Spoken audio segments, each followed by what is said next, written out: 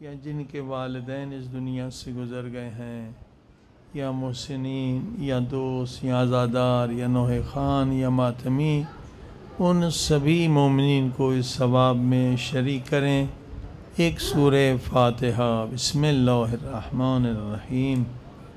الحمد للہ رب العالمین الرحمن الرحیم مالک یوم الدین ایاک نعبد و ایاک نستعین اہدنا الصراط المستقیم صراط الذین انعمت علیہم غیر المغضوب علیہم ولا الضالین۔ بسم اللہ الرحمن الرحیم۔ قل هو اللہ احد اللہ الصمد لم یلد ولم یولد ولم یکن له کفوا احد۔ بسم اللہ الرحمن الرحیم۔ قل هو اللہ احد اللہ الصمد لم یلد ولم یولد ولم یکن له کفوا احد۔ بسم اللہ الرحمن الرحیم۔ قل هو اللہ احد اللہ الصمد لم یلد ولم یولد ولم یکن له کفوا احد۔ صلوات بر محمد۔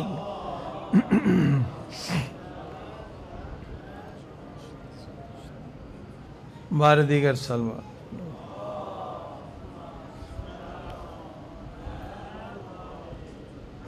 بسم اللہ الرحمن الرحیم۔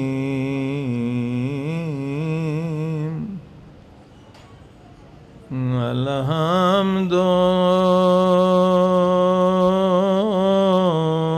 للہ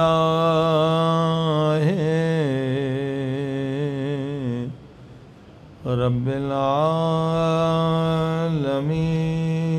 صلوات۔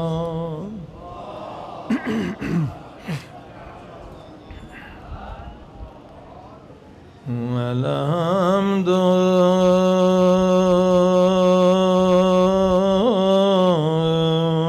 للہ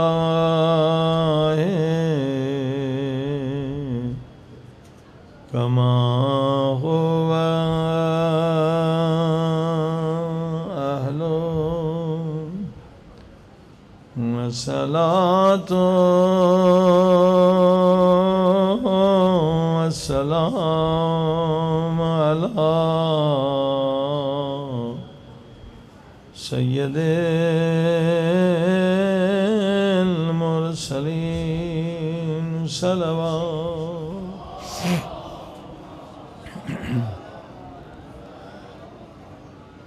وشفیع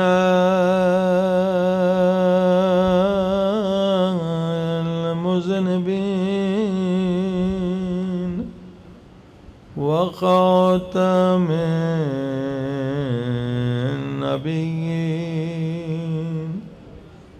ابی القاسم محمد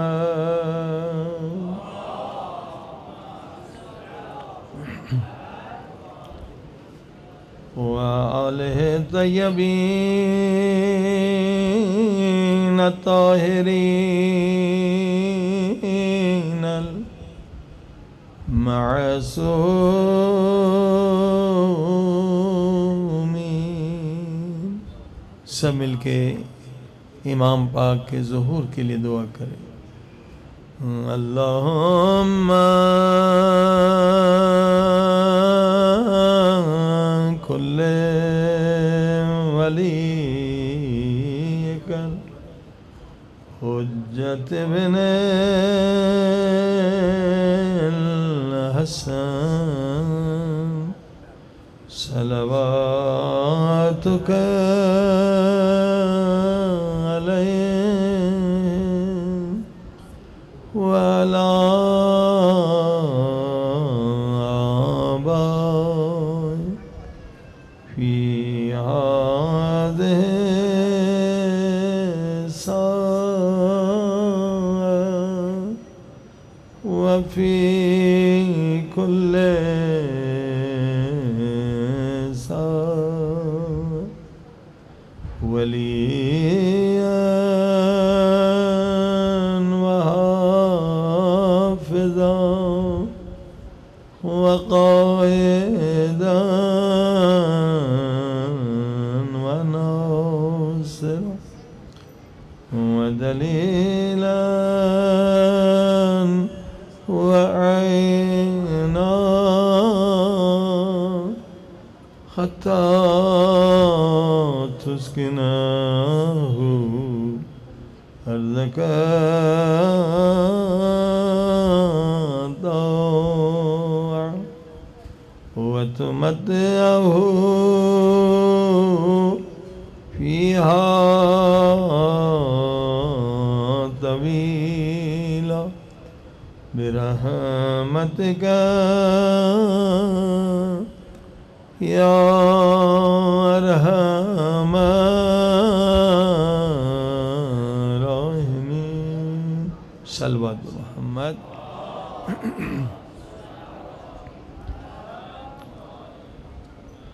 أما بعد فقد قال الله تبارك وتعالى في كتابه المجيد بسم الله الرحمن الرحيم ومن أحياها فكأنما أحيا الناس جميعا صلوات محمد.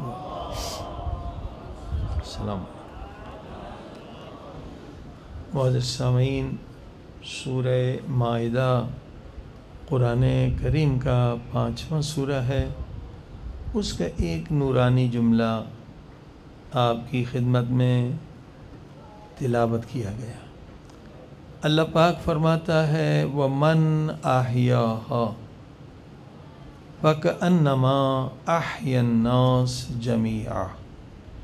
اگر کسی نے ایک انسان کو زندگی دی تو دنیا تو کہے گی اس نے ایک انسان کو زندہ کیا، مگر خدا یہ فرماتا ہے میں یہ نہیں کہوں گا کہ اس نے ایک انسان کو زندہ کیا ہے.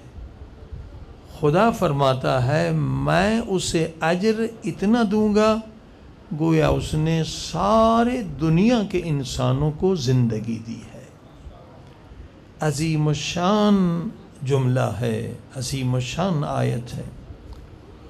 عنوان انشاءاللہ ان 10 مجالس کا ہے کہ امام زمانہ علیہ السلام صلوات پڑھیں.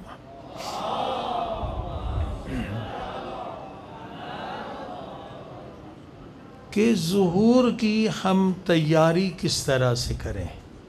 ظہور کی تیاری احادیث میں ہے. پیغمبر خدا حضرت محمد مصطفیٰ صلی اللہ علیہ وآلہ وسلم فرماتے ہیں کہ آخری زمانے میں جو میرے فرزند امام مہدی علیہ السلام صلوات پڑھیں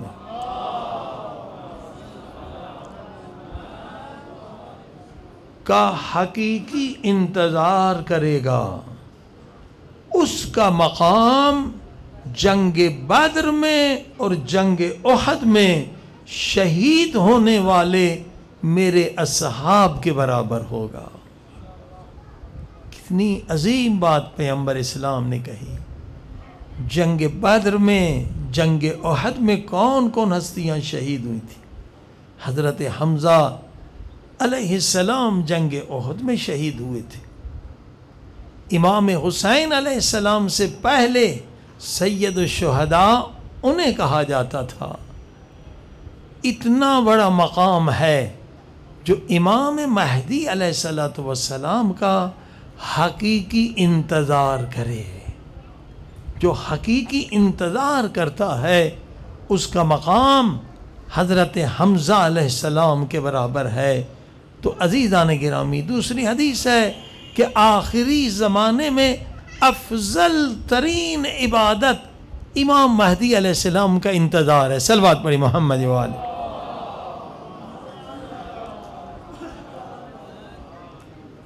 افضل ترین عبادت اس زمانے میں 12ویں امام کا، امام مہدی علیہ السلام کا انتظار کرنا ہے، تو ابھی دونوں حدیثوں کو آپ نے دیکھا کہ جنگ احد میں شہید ہونے والوں کے برابر ثواب ہے، افضل ترین عبادت ہے۔ یعنی انتظار کا فلسفہ یہ نہیں ہے کہ ہم امام بارگاہ میں بیٹھیں اور صرف کہیں مولا آ جائیے، مولا آ جائیے، یہ صرف زبانی انتظار ہے، یہ انتظار ہے مگر زبانی انتظار والے کو جنگ احد میں شہید ہونے والے نبی پاک کے پیارے اصحاب کے برابر ثواب نہیں ملے گا، وہ افضل ترین عبادت میں شریک نہیں ہے، کیونکہ دونوں حدیثیں سامنے ہیں۔ ہمیں وہی کچھ کرنا ہوگا جو جنگ احد میں شہید ہونے والے اصحاب نے کیا، جو جنگ بدر میں شہید ہونے والے اصحاب نے کیا۔ عزیزان گرامی، انہوں نے کیا کیا؟ انہوں نے اپنے عمل سے، اپنے کردار سے قرآن کو، اسلام کو اپنے اوپر نافذ کیا، اس کے بعد اپنے گھر والوں پہ نافذ کیا، اور اس کے بعد تبلیغ کی، اور کتنے ہزاروں کو مسلمان بنایا۔ صلوات پڑھی محمد و آل محمد۔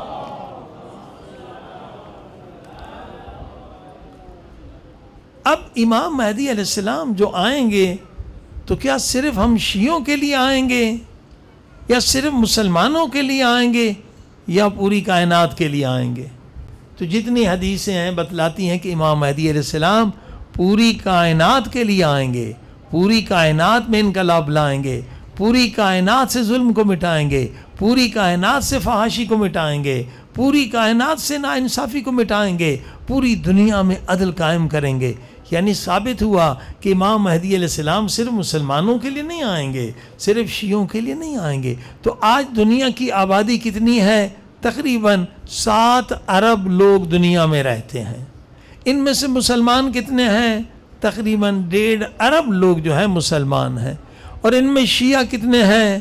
تقریباً 500 ملین، 50 کروڑ لوگ اس میں شیعہ ہیں۔ 1.5 ملیارڈ یعنی 1.5 ارب مسلمانوں میں ہماری تعداد 50 کروڑ ہے۔ امام مہدی علیہ السلام صرف 50 کروڑ انسانوں کے لیے نہیں آئیں گے، صرف 1.5 ارب مسلمانوں کے لیے نہیں آئیں گے، امام مہدی علیہ السلام سب کے لیے آئیں گے، 7 ارب انسانوں کے لیے آئیں گے۔ تو اب جو 7 ارب لوگ ہیں، صلوات پڑھ دیں محمد و آل محمد، 12 دیگر صلوات پڑھ دیں، اور اس کو ٹائٹ کر، یہاں سے ٹائٹ کر، 12 دیگر صلوات پڑھ۔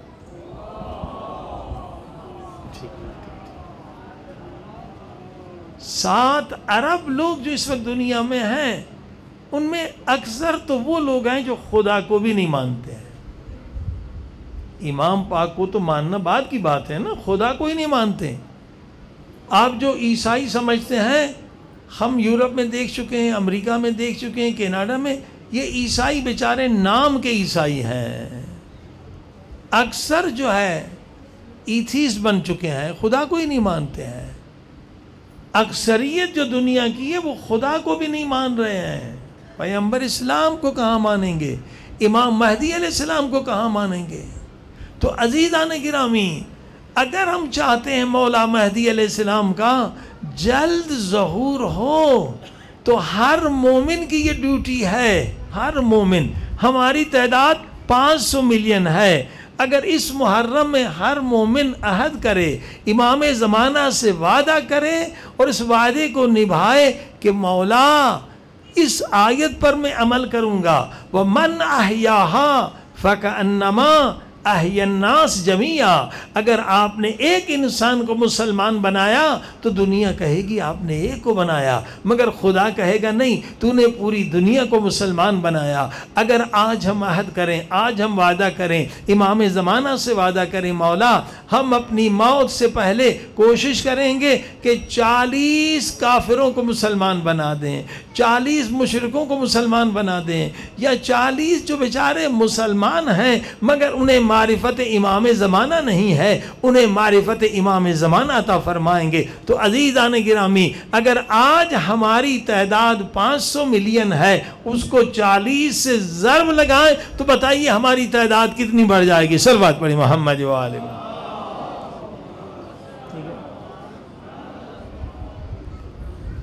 اور آج یہ کام بہت آسان ہے۔ آپ کہیں بھئی 40 لوگوں کو ہم کیسے مسلمان بنائیں؟ ہاں، مولانا زکزکی صاحب نے نائجیریا میں 2 کروڑ لوگوں کو مومن بنا دیا، یعنی ممکن ہے۔ ہاں، احمد دیدت ایک شخصیت گزری افریقہ میں، محب اہل بیت اہل سنت سے تھے احمد دیدت۔ انہوں نے اپنی زندگی میں 50,000 عیسائیوں کو مسلمان بنایا، اور ان کے مناظرے پوری دنیا میں، لندن میں، امریکہ میں، کینیڈا میں، ہر جگہ وہ فتح یاب ہوئے۔ یہ نام، اور مولانا بھی نہیں تھے وہ بیچارے، اپنی محنت سے خود تعلیم حاصل کی، انڈیا کے رہنے والے تھے۔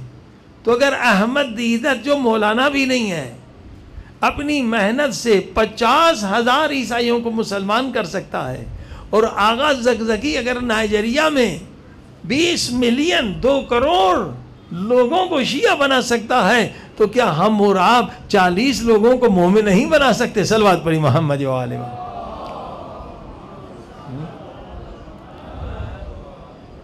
پہلے زمانے میں مشکل تھا، آج ہر ایک کے ہاتھ میں موبائل ہے، یعنی پوری دنیا آپ کے انگلیوں کے نیچے ہے، صرف بٹن دبانا ہے، آپ کا میسج لاکھوں لوگوں پہ چلا جائے گا۔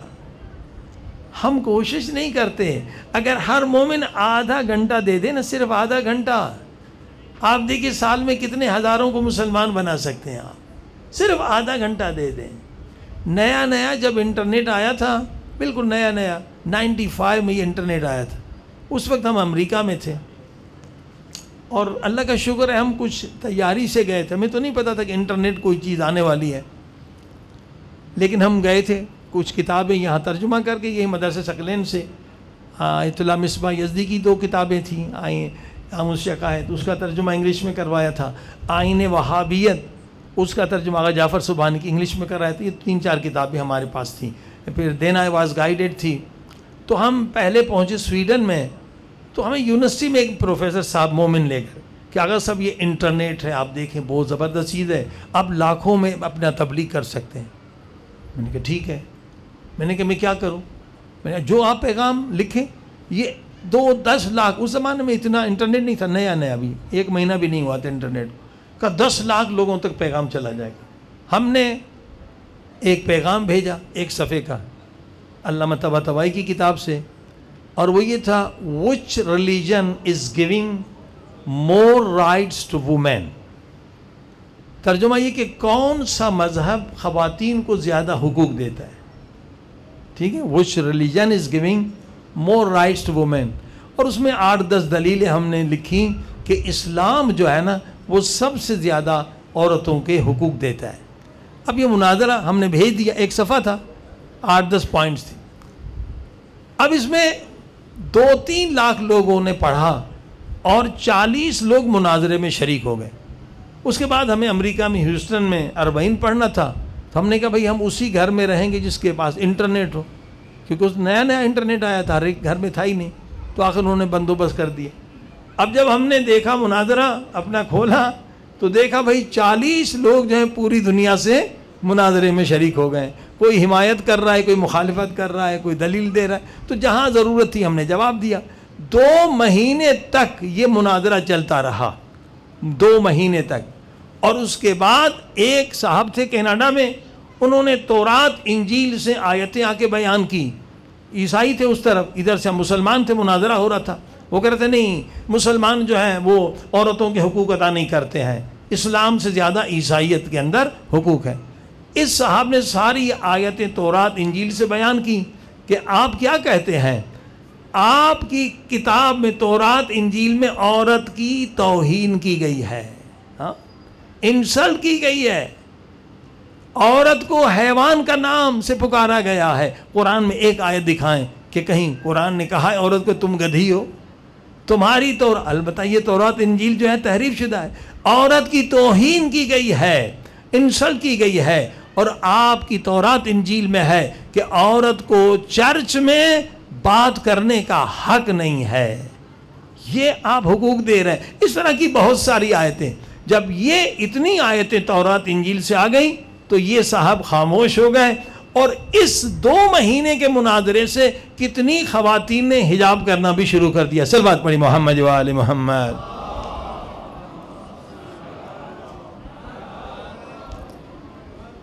عزیزان گرامی، اب تو کروڑوں لوگ انٹرنیٹ پر ہیں، اس زمانے میں تو یہ 2 لاکھ لوگ تھے۔ اب آپ کا پیغام، یہ جو ڈسکشن گروپ ہے، مناظرے کے گروپ، آپ 60 ملین لوگوں کو اپنا ایک پیغام بھیج سکتے ہیں۔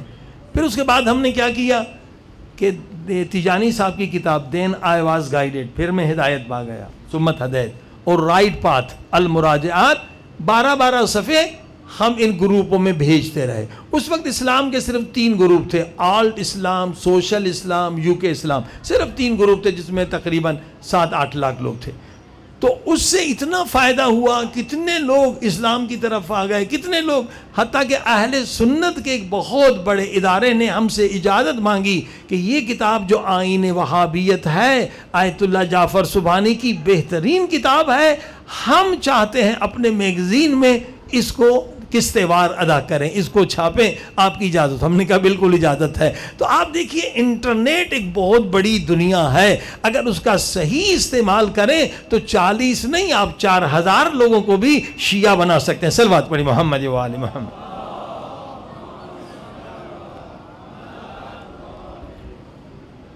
ایک ہمارے دوست ہیں امریکہ میں، وہ زبردست کام کرتے ہیں، یعنی جو نئے مسلمان ہو جاتے ہیں، کیونکہ سب سے زیادہ پیسہ تبلیغ کے لیے پیسہ وہابیوں کے پاس ہے، سعودیوں کے پاس ہے، یہ لوگ کنورٹ کرتے ہیں، ادارے بھی ان کے ہیں، ان کو امریکہ سے بھی کوئی مسئلہ نہیں ہے، دوستی ہے، تو ان کے ادارے بھی آزاد ہیں، حتیٰ کہ پہلے فوج میں بھی یہ تبلیغ کرتے تھے وہابی، ان کو آزادی ہے، تو یہ لوگ زیادہ کنورٹ کرتے ہیں، یعنی مسلمان پہلے وہابی بناتے ہیں، اور پھر مسلمان بنانے کے بعد 2 سال 5 سال انہیں پڑھاتے بھی ہیں، عربی بھی پڑھاتے ہیں، نماز بھی۔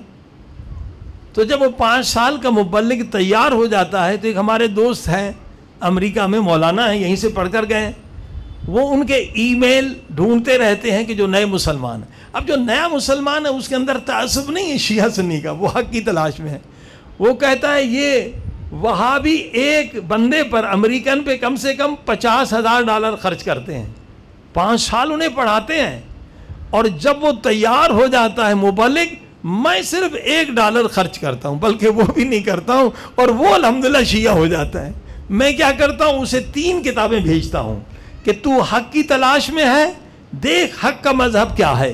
ایک تیجانی کی کتاب دین آئی واز گائیڈڈ، دوسرا شبہائے پشاور، نائٹس آف پشاور، اور تیسرا المراجعات، رائٹ پاتھ۔ کہتا ہے 99% لوگ یہ شیعہ ہو جاتے ہیں۔ صلوات مرد محمد والے۔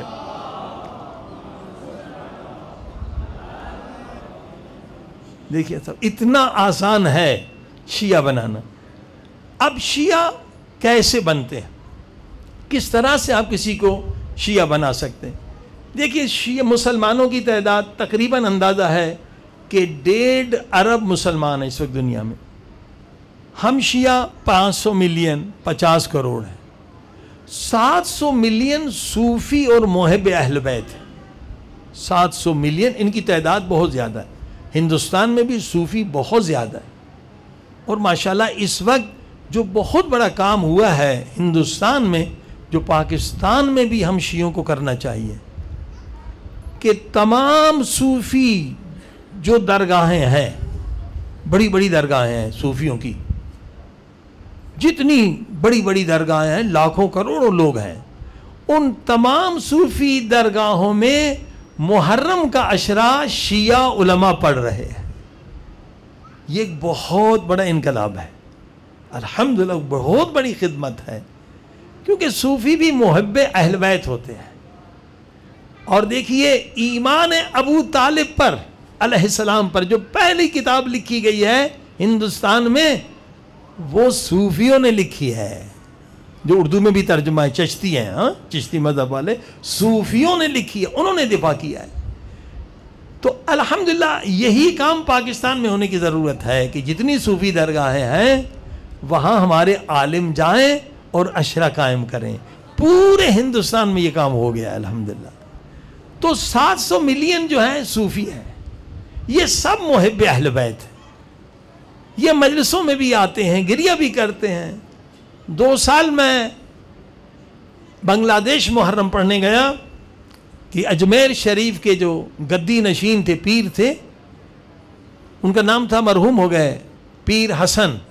انہوں نے پیغام بھیجا تھا کہ آپ امریکہ جاتے ہیں، آپ انگلینڈ جاتے ہیں۔ اب سب علماء سے کہا تھا میرے جو ہے 30 لاکھ مرید ہیں، 30 لاکھ مرید ہیں میرے بنگلہ دیش میں، میں نے ان کو آدھا مومن بنا دیا ہے، وہ یوم غدیر مناتے ہیں، سارے کے سارے یوم غدیر مناتے ہیں، اور یہ سارے میرے مرید جو 30 لاکھ ہیں یہ عزاداری کرتے ہیں، مجلسیں بپا کرتے ہیں۔ اور تیسرا بڑا کام جو میں نے انہیں سکھایا ہے، میرے 30 لاکھ مرید جو بنگلہ دیش میں ہیں، میں نے انہیں سکھایا ہے لعنت ہو قاتل زہرا پر۔ وہ یہ بھی کرتے ہیں، یہاں تک میں نے کام کیا ہے کہ جو قاتل اہل بیت ہیں ان پر لعنت ہے، چاہے قاتل مولا علی ہوں یا قاتل بی بی زہرا سلام اللہ علیہ ہوں یا امام حسن۔ باقی آپ لوگوں کا کام ہے کہ آپ ان کو معرفت اہل بیت دیں۔ دیکھیں یہ ہے صوفی مذہب، کہ صوفی حضرات کا عقیدہ ہے کہ جو قاتل ہے امام حسن کا اسے ہم نہیں مانتے، جو قاتل ہے امام حسین کا ہم اسے نہیں مانتے، جو قاتل بی بی فاطمہ زہرا سلام اللہ علیہ کا ہم انہیں نہیں مانتے۔ اور پھر صوفیوں کا عقیدہ ہے 12 امام پر، امام مہدی علیہ السلام پر بھی ان کا عقیدہ ہے، 12 امام پر ان کا عقیدہ ہے۔ البتہ امام مہدی علیہ السلام پر اہل سنت کا بھی عقیدہ ہے، امام مہدی علیہ السلام آئیں گے، مگر وہ کہتے پیدا ہوں گے، جبکہ ہم کہتے مولا موجود ہے، زمین اللہ کی حجت سے خالی نہیں رہ سکتی۔ یہ ناممکن ہے کہ قرآن کی آیت ہے کہ قیامت کے دن ہر انسان کو امام کے ساتھ بلایا جائے گا، یعنی جب تک ایک انسان بھی موجود ہے تو امام کا ہونا ضروری ہے۔ صلوات پڑھی محمد و آل محمد۔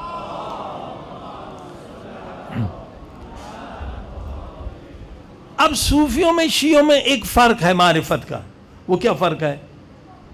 ہم امام مہدی علیہ السلام کی معرفت رکھتے ہیں، صوفی حضرات کہتے ہیں کہ ہر زمانے میں ایک قطب اعظم کا ہونا ضروری ہے، ورنہ دنیا چل نہیں سکتی۔ جیسے ہم کہتے ہیں حجت خدا کے بغیر دنیا چل نہیں سکتی، یہ سورج چل رہا ہے، چاند، یہ زمین، یہ ساری حرکت اس لیے کہ حجت خدا اس کائنات کی روح ہے۔ وہ بھی یہی عقیدہ رکھتے ہیں، کہتے ہیں کہ قطب اعظم دنیا میں ہونا ضروری ہے، مگر قطب اعظم کون ہے انہیں نہیں معلوم۔ یہ آپ کو معلوم ہے کہ قطب اعظم اس زمانے میں امام مہدی علیہ السلام ہے۔ صلوات پڑھی محمد و آل۔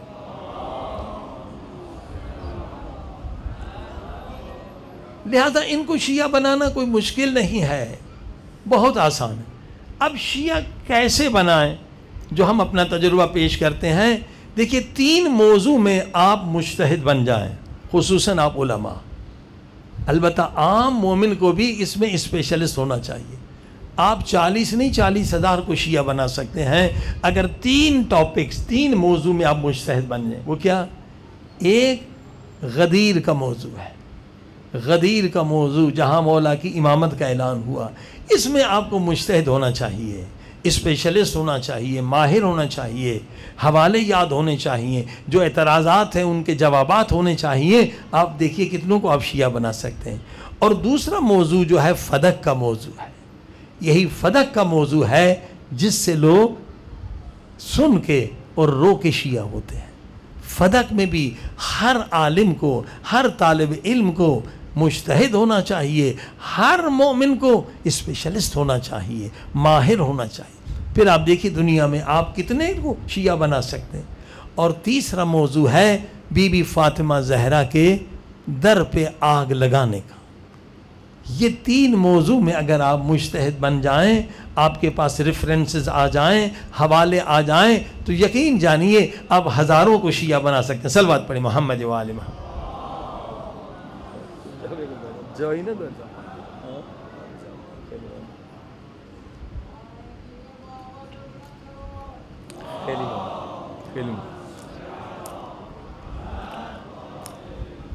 میں آپ کو ایک اپنا تجربہ سکھلاتا ہوں، بتلاتا ہوں کہ لندن میں آج سے کئی سال پہلے ایک ٹی وی تھا، DM ڈیجیٹل، اہل سنت کا تھا مگر بہت محب اہل بیت، تو وہاں ہمارا عشرہ تھا اور ہم نے دعوت دی ایک اور اہل سنت کے عالم کو بھی، جو BBC لندن پہ بھی آتے تھے، مولانا انور صاحب، اللہ انہیں طول عمر دے، ابھی بھی لندن میں زندہ ہے۔ تو یہ دونوں ہم نے اکٹھے، پہلے وہ پڑھتے تھے اور اس کے بعد مصاحب بھی پڑھتے تھے، وہ خود زارو قطار ہوتے تھے، 4-5 بیٹے تھے ان کے، وہ بھی مجلس میں آتے تھے۔ تو اتنے محب تھے کہ مجھے یقین ہو گیا کہ تھوڑی کوشش میں کروں گا یہ مومن ہو جائیں گے۔ جو مولا حسین کا نام سن کے رو رہا ہے، جو پاک بی بی فاطمہ زہرا کا نام سن کے رو رہا ہے، یعنی اس کے دل میں نا وہ چراغ موجود ہے، وہ نور موجود ہے۔ اب پورا عشرہ ہم نے لندن میں پڑھ لیا، تقریباً 150 ملکوں میں جا رہا تھا۔ میں نے اسے کہا مولانا انور صاحب ایک اور عشرہ ہم پڑھیں گے شیعہ ٹی وی پر، یہ تو اہل سنت کا تھا، وہ ہدایت ٹی وی، اور اس کے لیے ہمیں چلنا پڑے گا بریڈ فورڈ پر، آپ راضی ہیں؟ ان کا بالکل راضی۔ ہم نے بات کر لی مولانا عدیل صاحب وغیرہ سے کہ بھائی ہمارا عشرہ آپ سیٹ کر لیں۔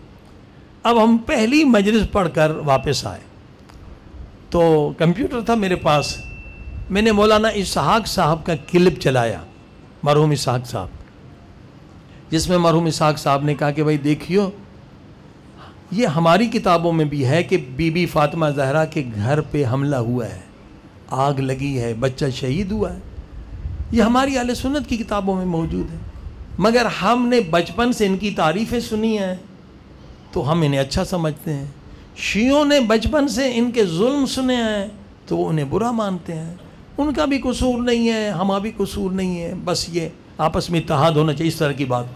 جب مولانا انور صاحب نے یہ سنا تو لیٹے ہوئے تھے، ایک مرتبہ اٹھ کھڑے ہوئے کہ مولانا یہ کیا کہہ رہے ہیں، یہ کون ہے؟ مولانا نے کہا یہ آپ کے عالم دین ہے، مولانا اسحاق صاحب، معروف عالم اہل حدیث کے، تو یہ کیا کہہ رہے ہیں، کیا بی بی فاطمہ زہرا کے گھر پہ آگ لگی تھی؟ میں تو تیاری کے ساتھ گیا تھا، 12 کتابوں کے میں نے فوٹو اسٹیٹ لیے تھے جو سعودی سے بنے تھے، چھپے تھے، جیسے تاریخ تبری ہے، اور اسی طرح سے جو اہم ترین کتاب تھی المصنف ابن ابی شیبہ، وہ استاد ہیں امام بخاری کے بھی، تو اس سے کوئی انکار نہیں کر سکتا، بخاری تو سب سے بڑی، صحیح بخاری قرآن کے بعد سب سے بڑی کتاب اہل سنت۔ تو میں نے کہا بالکل، یہ دیکھیے آپ کی کتابوں میں یہ 12 کتابوں کی فوٹو اسٹیٹ ہے میرے پاس مولانا، کہ بی بی کے گھر پہ حملہ ہوا ہے۔ یقین جانیے جب انہوں نے وہ حملے کی روایت پڑھی کہ خود وہ صاحب کہہ رہے ہیں کہ مرتے وقت کہہ رہے ہیں کہ کاش میں 3 کام نہ کرتا، اور اس میں سے کاش میں بی بی فاطمہ زہرا کے گھر پہ حملہ نہ کراتا، تو مولانا انور صاحب اپنا زانو پیٹنے لگے، رونے لگے، ہائے ہم کتنے مسلمان بے خبر ہیں کہ نبی کی بیٹی پر حملہ ہوا، نبی کی بیٹی زخمی ہوئی، نبی کا وہ نواسا شہید ہوا حضرت محسن، ہمیں پتہ ہی نہیں، پوری رات نہ سو سکے، روتے رہے، اور جیسے آذان فجر آئی انہوں نے اعلان کیا لا الہ الا اللہ محمد رسول اللہ علی ولی اللہ، صلوات پڑھنا۔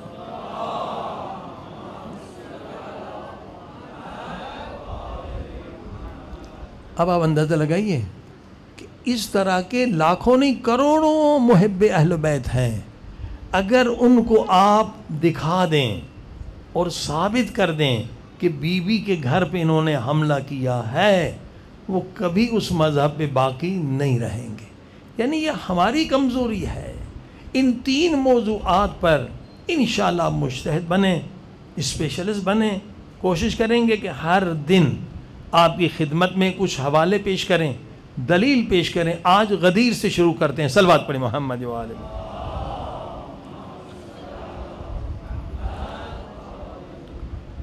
ان کتابوں کو جاننا بہت ضروری ہے اہل سنت کی۔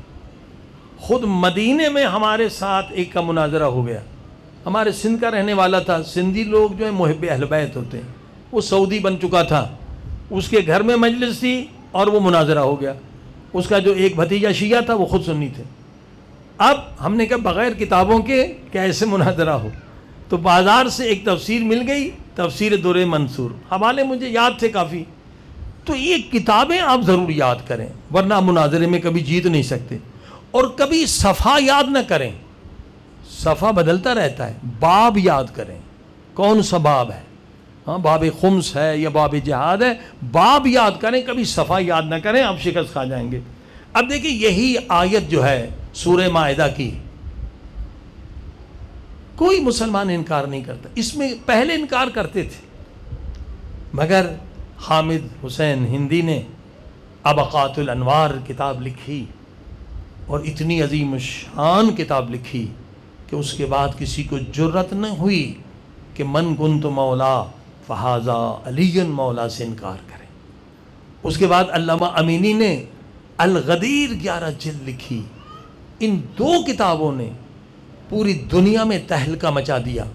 اس کے بعد کسی سنی عالم نے اس حدیث سے انکار نہیں کیا، بلکہ حمایت میں انہوں نے کتاب لکھی ہے. ہاں، کئی اہل سنت کی کتابوں نے من کنت مولا پہ کتاب لکھی. صلوات پڑھی محمد و آل محمد.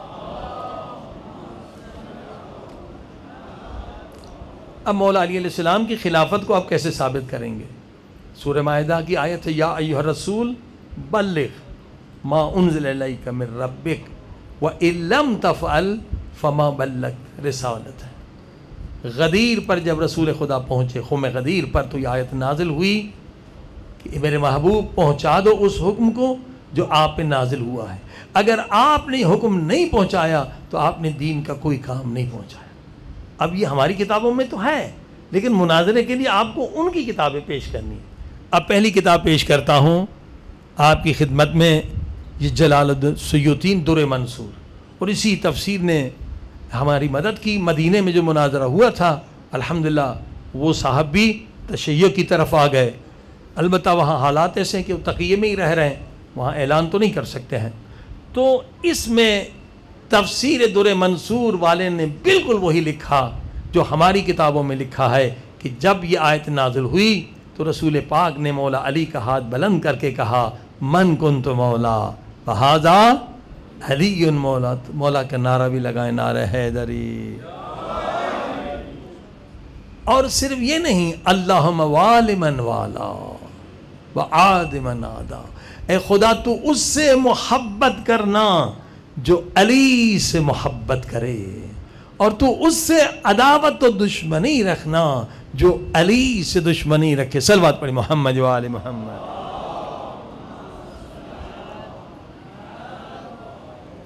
اب تفسیر در منصور ہمیشہ یاد رکھیں، یہ ہر جگہ اویلیبل ہے.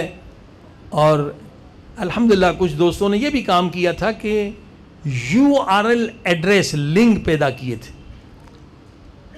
URL ایڈریس یعنی جو www کے ساتھ اہل سنت کی بڑی بڑی سائٹیں ہیں کہ اگر آپ کسی اہل سنت کو دیں تو کیسے دیں، وہ ایڈریس بھیج دیں کہ یہ مثلا آپ کی سائٹ ہے، آپ کے مثلا مودودی کی سائٹ ہے، جماعت اسلامی کی سائٹ ہے، ہاں یہ آپ کی سائٹ ہے، آپ کلک کریں وہاں پہنچ جائیں گے. دیکھیں یہ حدیث موجود ہے یا نہیں ہے. URL ایڈریس بہت آسان ہے. اب اسی طرح سے دوسری تفسیر کبیر ہے فخر الدین رازی کی. یہ کوئی معمولی حوالہ نہیں ہے، بہت بڑے حوالے ہیں، کوئی سنی انکار نہیں کر سکتا. انہوں نے بھی یہی لکھا کہ جب رسول خدا پہنچے تو قوم غدیر پر کہا من کنت مولا فہذا علی مولا.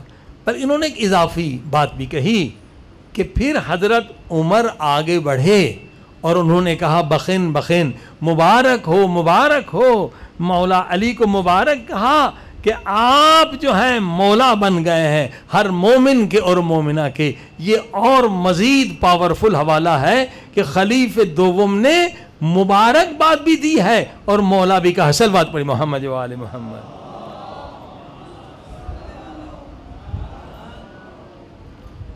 تیسرا حوالہ تفسیر مظہری، یہ بھی اہل سنت کی معروف تفسیر ہے.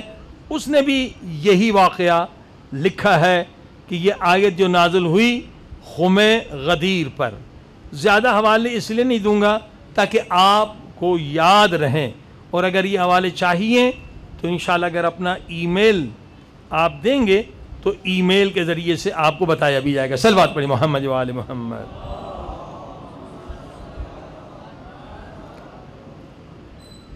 اب جتنے حوالے زیادہ آپ دیں گے اتنا سامنے والے کا عقیدہ ضعیف ہوگا، یعنی شک کی گنجائش نہ ہو.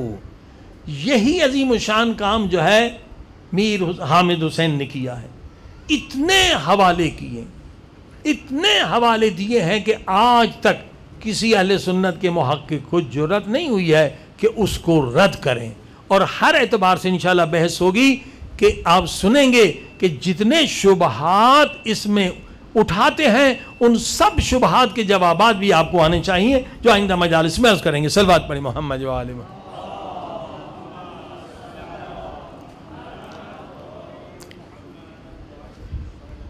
تو جب 300 سے زیادہ حوالے موجود ہوں اس کے باوجود لوگوں نے مولا علی کی خلافت کو کیوں نہیں مانا؟ یہ سوال ہے.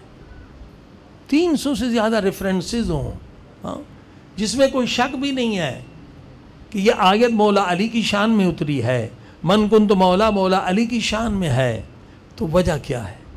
وجہ بھی ہمارے علماء نے بہت اچھی منطقی فلسفی عقلی بتلائی ہے کہ مولا علی علیہ السلام نے اپنی زندگی میں کتنے کافروں کو قتل کیا ہے. اگر مولا علی کی تلوار نہ ہوتی تو اسلام نہ پھیلتا. البتہ اس لیے کہ وحشی لوگ تھے، ظالم لوگ تھے، درندے لوگ تھے. وہ حق کی بات نہیں سنتے تھے، وہ دلیل کی بات نہیں سنتے تھے، وہ منطق کی بات نہیں سنتے تھے. جو اپنی زندہ بیٹیوں کو دفن کرتے تھے وہ کیا منطق سنیں گے؟ یہ مولا علی کی تلوار تھی جس کی وجہ سے اسلام پھیلا، جس کی وجہ سے عمر ابن عبدود جیسے وحشی لوگ، مرحب جیسے وحشی لوگ فی النار ہوئے. تو مولا علی علیہ السلام نے، کچھ محققوں نے کہا کہ ہزاروں میں ہزاروں کافروں، مشرکوں، منافقوں کو مولا علی کی ذوالفقار نے فی النار کیا. بعض نے 10,000 کی تعداد لکھی ہے، بعض نے کم لکھی ہے. بہرحال ایک تحقیقی مسئلہ ہے. اس میں شک نہیں کہ مولا علی کی تلوار سے ہزاروں مشرک، ہزاروں منافق، ہزاروں کافر مارے گئے.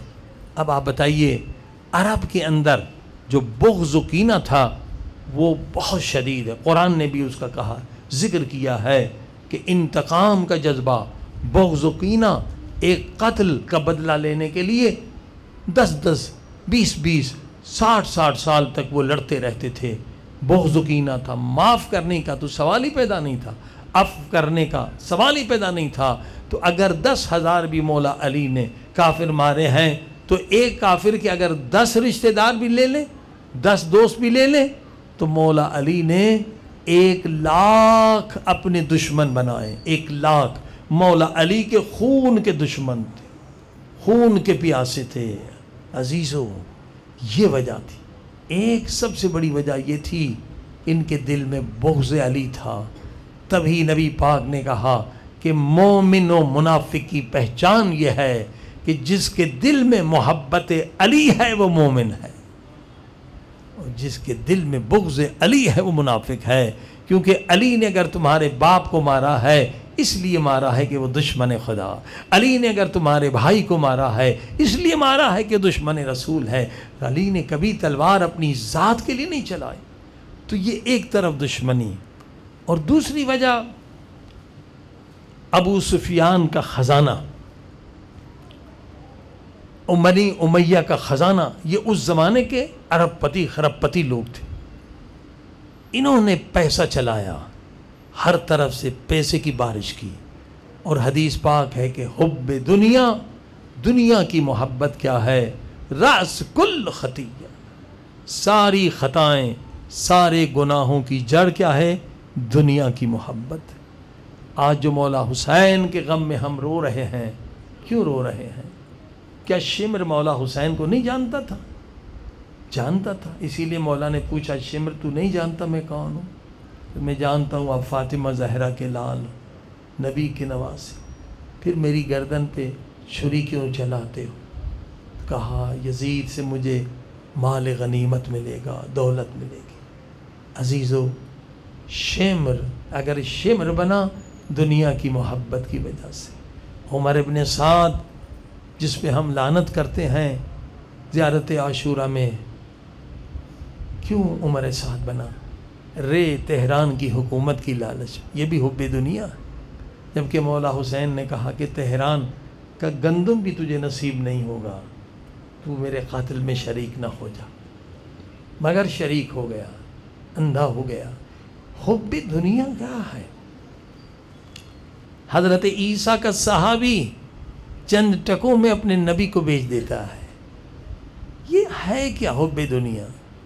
انسان شمر بن جاتا ہے۔ آج بھی لوگ، کتنے لوگ ہیں جو آج امریکی اسلام پھیلا رہے ہیں۔ ایک ہیمفرے تھا جس نے وہابی مذہب بنایا، جو جاسوس تھا انگلینڈ کا۔ ضرور پڑھیں یہ کتاب، ہیمفرے کے اعترافات۔ پہلے یہ جرمنی میں پکڑا گیا تو جرمنی میں چھپی، پھر فرینچ میں، پھر انگلش میں، پھر فارسی میں، پھر اس وقت ہر زبان میں ہے، فری ہے، آپ جا کے دیکھیں۔ ہیمفرے کے اعترافات، وہابی مذہب ہیمفرے نے بنایا، عبد الوہاب کو گمراہ ہیمفرے نے کیا۔ آج امریکہ نے 100 سے زیادہ ہیمفرے پالے ہوئے ہیں جو مذہب بنا رہے ہیں۔ شیعوں کے اندر جھوٹے مذہب بنے جا رہے ہیں۔ ایک ملنگوں کا مذہب بن گیا ہے، ایک نصیریوں کا مذہب بن گیا، جو مراجع کے خلاف تبلیغ کر رہے ہیں، مجتہدین کے خلاف تبلیغ کر رہے ہیں۔ ایک اندھا انسان بھی سمجھ سکتا ہے کہ مراجع کے وجود سے شیعت کو کبھی نقصان نہیں ہوا۔ ہر زمانے میں مراجع کے ذریعے سے شیعت کی حفاظت ہوئی ہے، شیعت کو ترقی ملی ہے، اور اسی مراجع کی وجہ سے آج مولا حسین کا روزہ محفوظ ہے۔ ایک پاگل انسان بھی سمجھ سکتا ہے کہ اگر مراجع نہ ہوتے تو یہ داعش کربلا سے 150 کلومیٹر دور تھے، کہتے ہیں خود کو شیعہ، ہاں، اور تبلیغ کر رہے ہیں، پروپیگنڈا کر رہے ہیں مراجعیت کے خلاف، تقلید کے خلاف۔ یہ سارے ہیمفرے ہیں، اس زمانے کے ہیمفرے ہیں جو امریکہ انہیں پال رہا ہے۔ ان کے پاس ٹی وی اسٹیشن ہے، ان کے پاس دولت ہے۔ ارے احمقوں، یہ مراجع اور ولی فقیہ نہ ہوتا تو آج بی بی زینب کا روزہ بھی نہ ہوتا۔ یہ اللہ پاک نے قدرت دیا شیعت کو، یہ طاقت دی ہے شیعت کو۔ صلاح الدین ایوبی نے ہر شیعہ کو قتل کر دیا تھا شام میں، صلاح الدین ایوبی نے۔ یہ سارے شامی بھاگ کے گئے۔ ابھی جو شیعہ ہیں زیادہ یہ برازیل میں ہیں، ساؤتھ افریقہ میں چلے گئے، ملینز میں ہیں۔ یہ صلاح الدین ایوبی کے ظلم سے کوئی بھی شیعہ تقیے میں تھے شام میں۔ یہ تو ایران کے انقلاب کے بعد شیعہ ظاہر ہوئے۔ کوئی خود کو شیعہ نہیں کہتا تھا، نماز جمعہ نہیں ہوتی تھی۔ صلاح الدین ایوبی نے شیعوں کا قتل عام کیا۔ بتائیے اس وقت بھی لاکھوں کروڑوں شیعہ تھے، کیا بگاڑا تھا صلاح الدین ایوبی کا؟ کچھ نہیں بگاڑا۔ وہابیوں نے کربلا پہ حملہ کیا، مولا حسین کا روزہ مسمار کیا تھا جب نئی نئی وہابیت آئی تھی۔ اس وقت بھی لاکھوں کروڑوں شیعہ تھے، وہابیوں کا کچھ نہیں بگاڑ سکے۔ مگر آج کیوں وہابیوں کو شکست ہوئی؟ آج شام میں ساری دنیا کے بدماشوں کا لشکر بنایا گیا، لیٹسٹ نیا اسلحہ دیا گیا، مگر وہ ناکام ہوئے۔ وجہ کیا ہے؟ وجہ یہ ہے کہ آج ولایت فقیہ کا وجود ہے، رہبر معظم کا وجود ہے، ورنہ یہ خبیث ان کے پاس پوری دنیا کا اسلحہ تھا جو ہندا کے ماننے والے زندہ انسانوں کا جگر کاٹ کے کھاتے تھے، اتنے وحشی تھے، انسانوں کو جلاتے تھے۔ ہاں، ان کو کون روکتا؟ یہ ولایت فقیہ کی طاقت ہے۔ اور ادھر آغا سیستانی کے فتویٰ نے کام کیا کہ ملین کی فوج ہشت شعبی وجود میں آئی تو مولا حسین کا روزہ بن گیا، بچ گیا۔ اب بتائیے، یہ بات تو بچہ بھی سمجھ سکتا ہے، احمق بھی سمجھ سکتا ہے، بے وقوف بھی سمجھ سکتا ہے کہ مرجعیت جو ہے شیعہ قوم کی محافظ ہے۔ مرجعیت اور تقلید شیعہ کی طاقت ہے، قدرت ہے۔ مگر یہ ہیمفرے جو ہیں آج میڈیا پہ لوگوں کو گمراہ کر رہے ہیں مرجعیت کے خلاف اور تقلید کے خلاف. یہ آپ لوگوں کا کام ہے کہ لوگوں کو بتائیں کہ یہ ہیمفرے ہیں، یہ ایجنٹ ہیں، یہ جھوٹے ہیں، یہ غدار ہیں، یہ مذہب بیچ چکے ہیں. صلوات پڑھی محمد و آل محمد.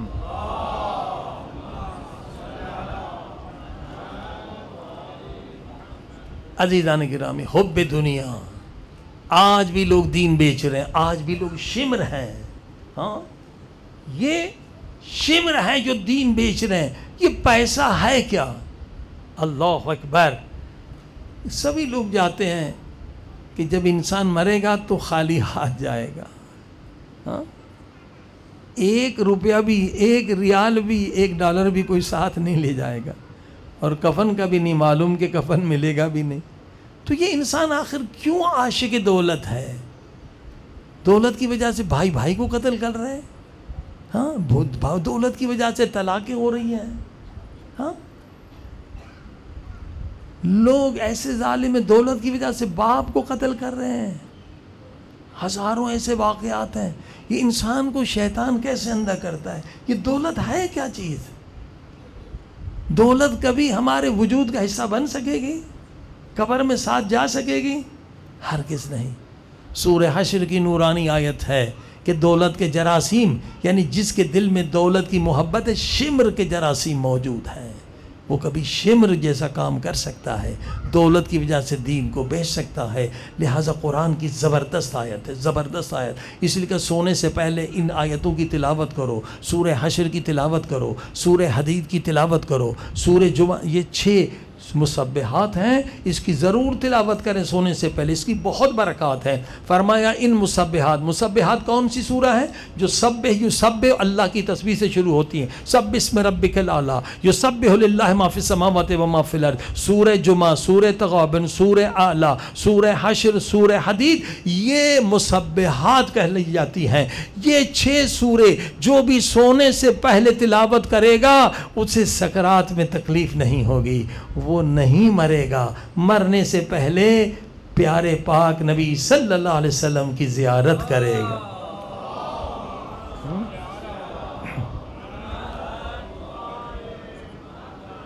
اور ممکن ہے کہ اگر اس کو دوام دیں، کنٹینیو کریں، تو زندگی میں خواب میں بھی کسی معصوم کی زیارت کا ذریعہ ہے یہ 6 سورے.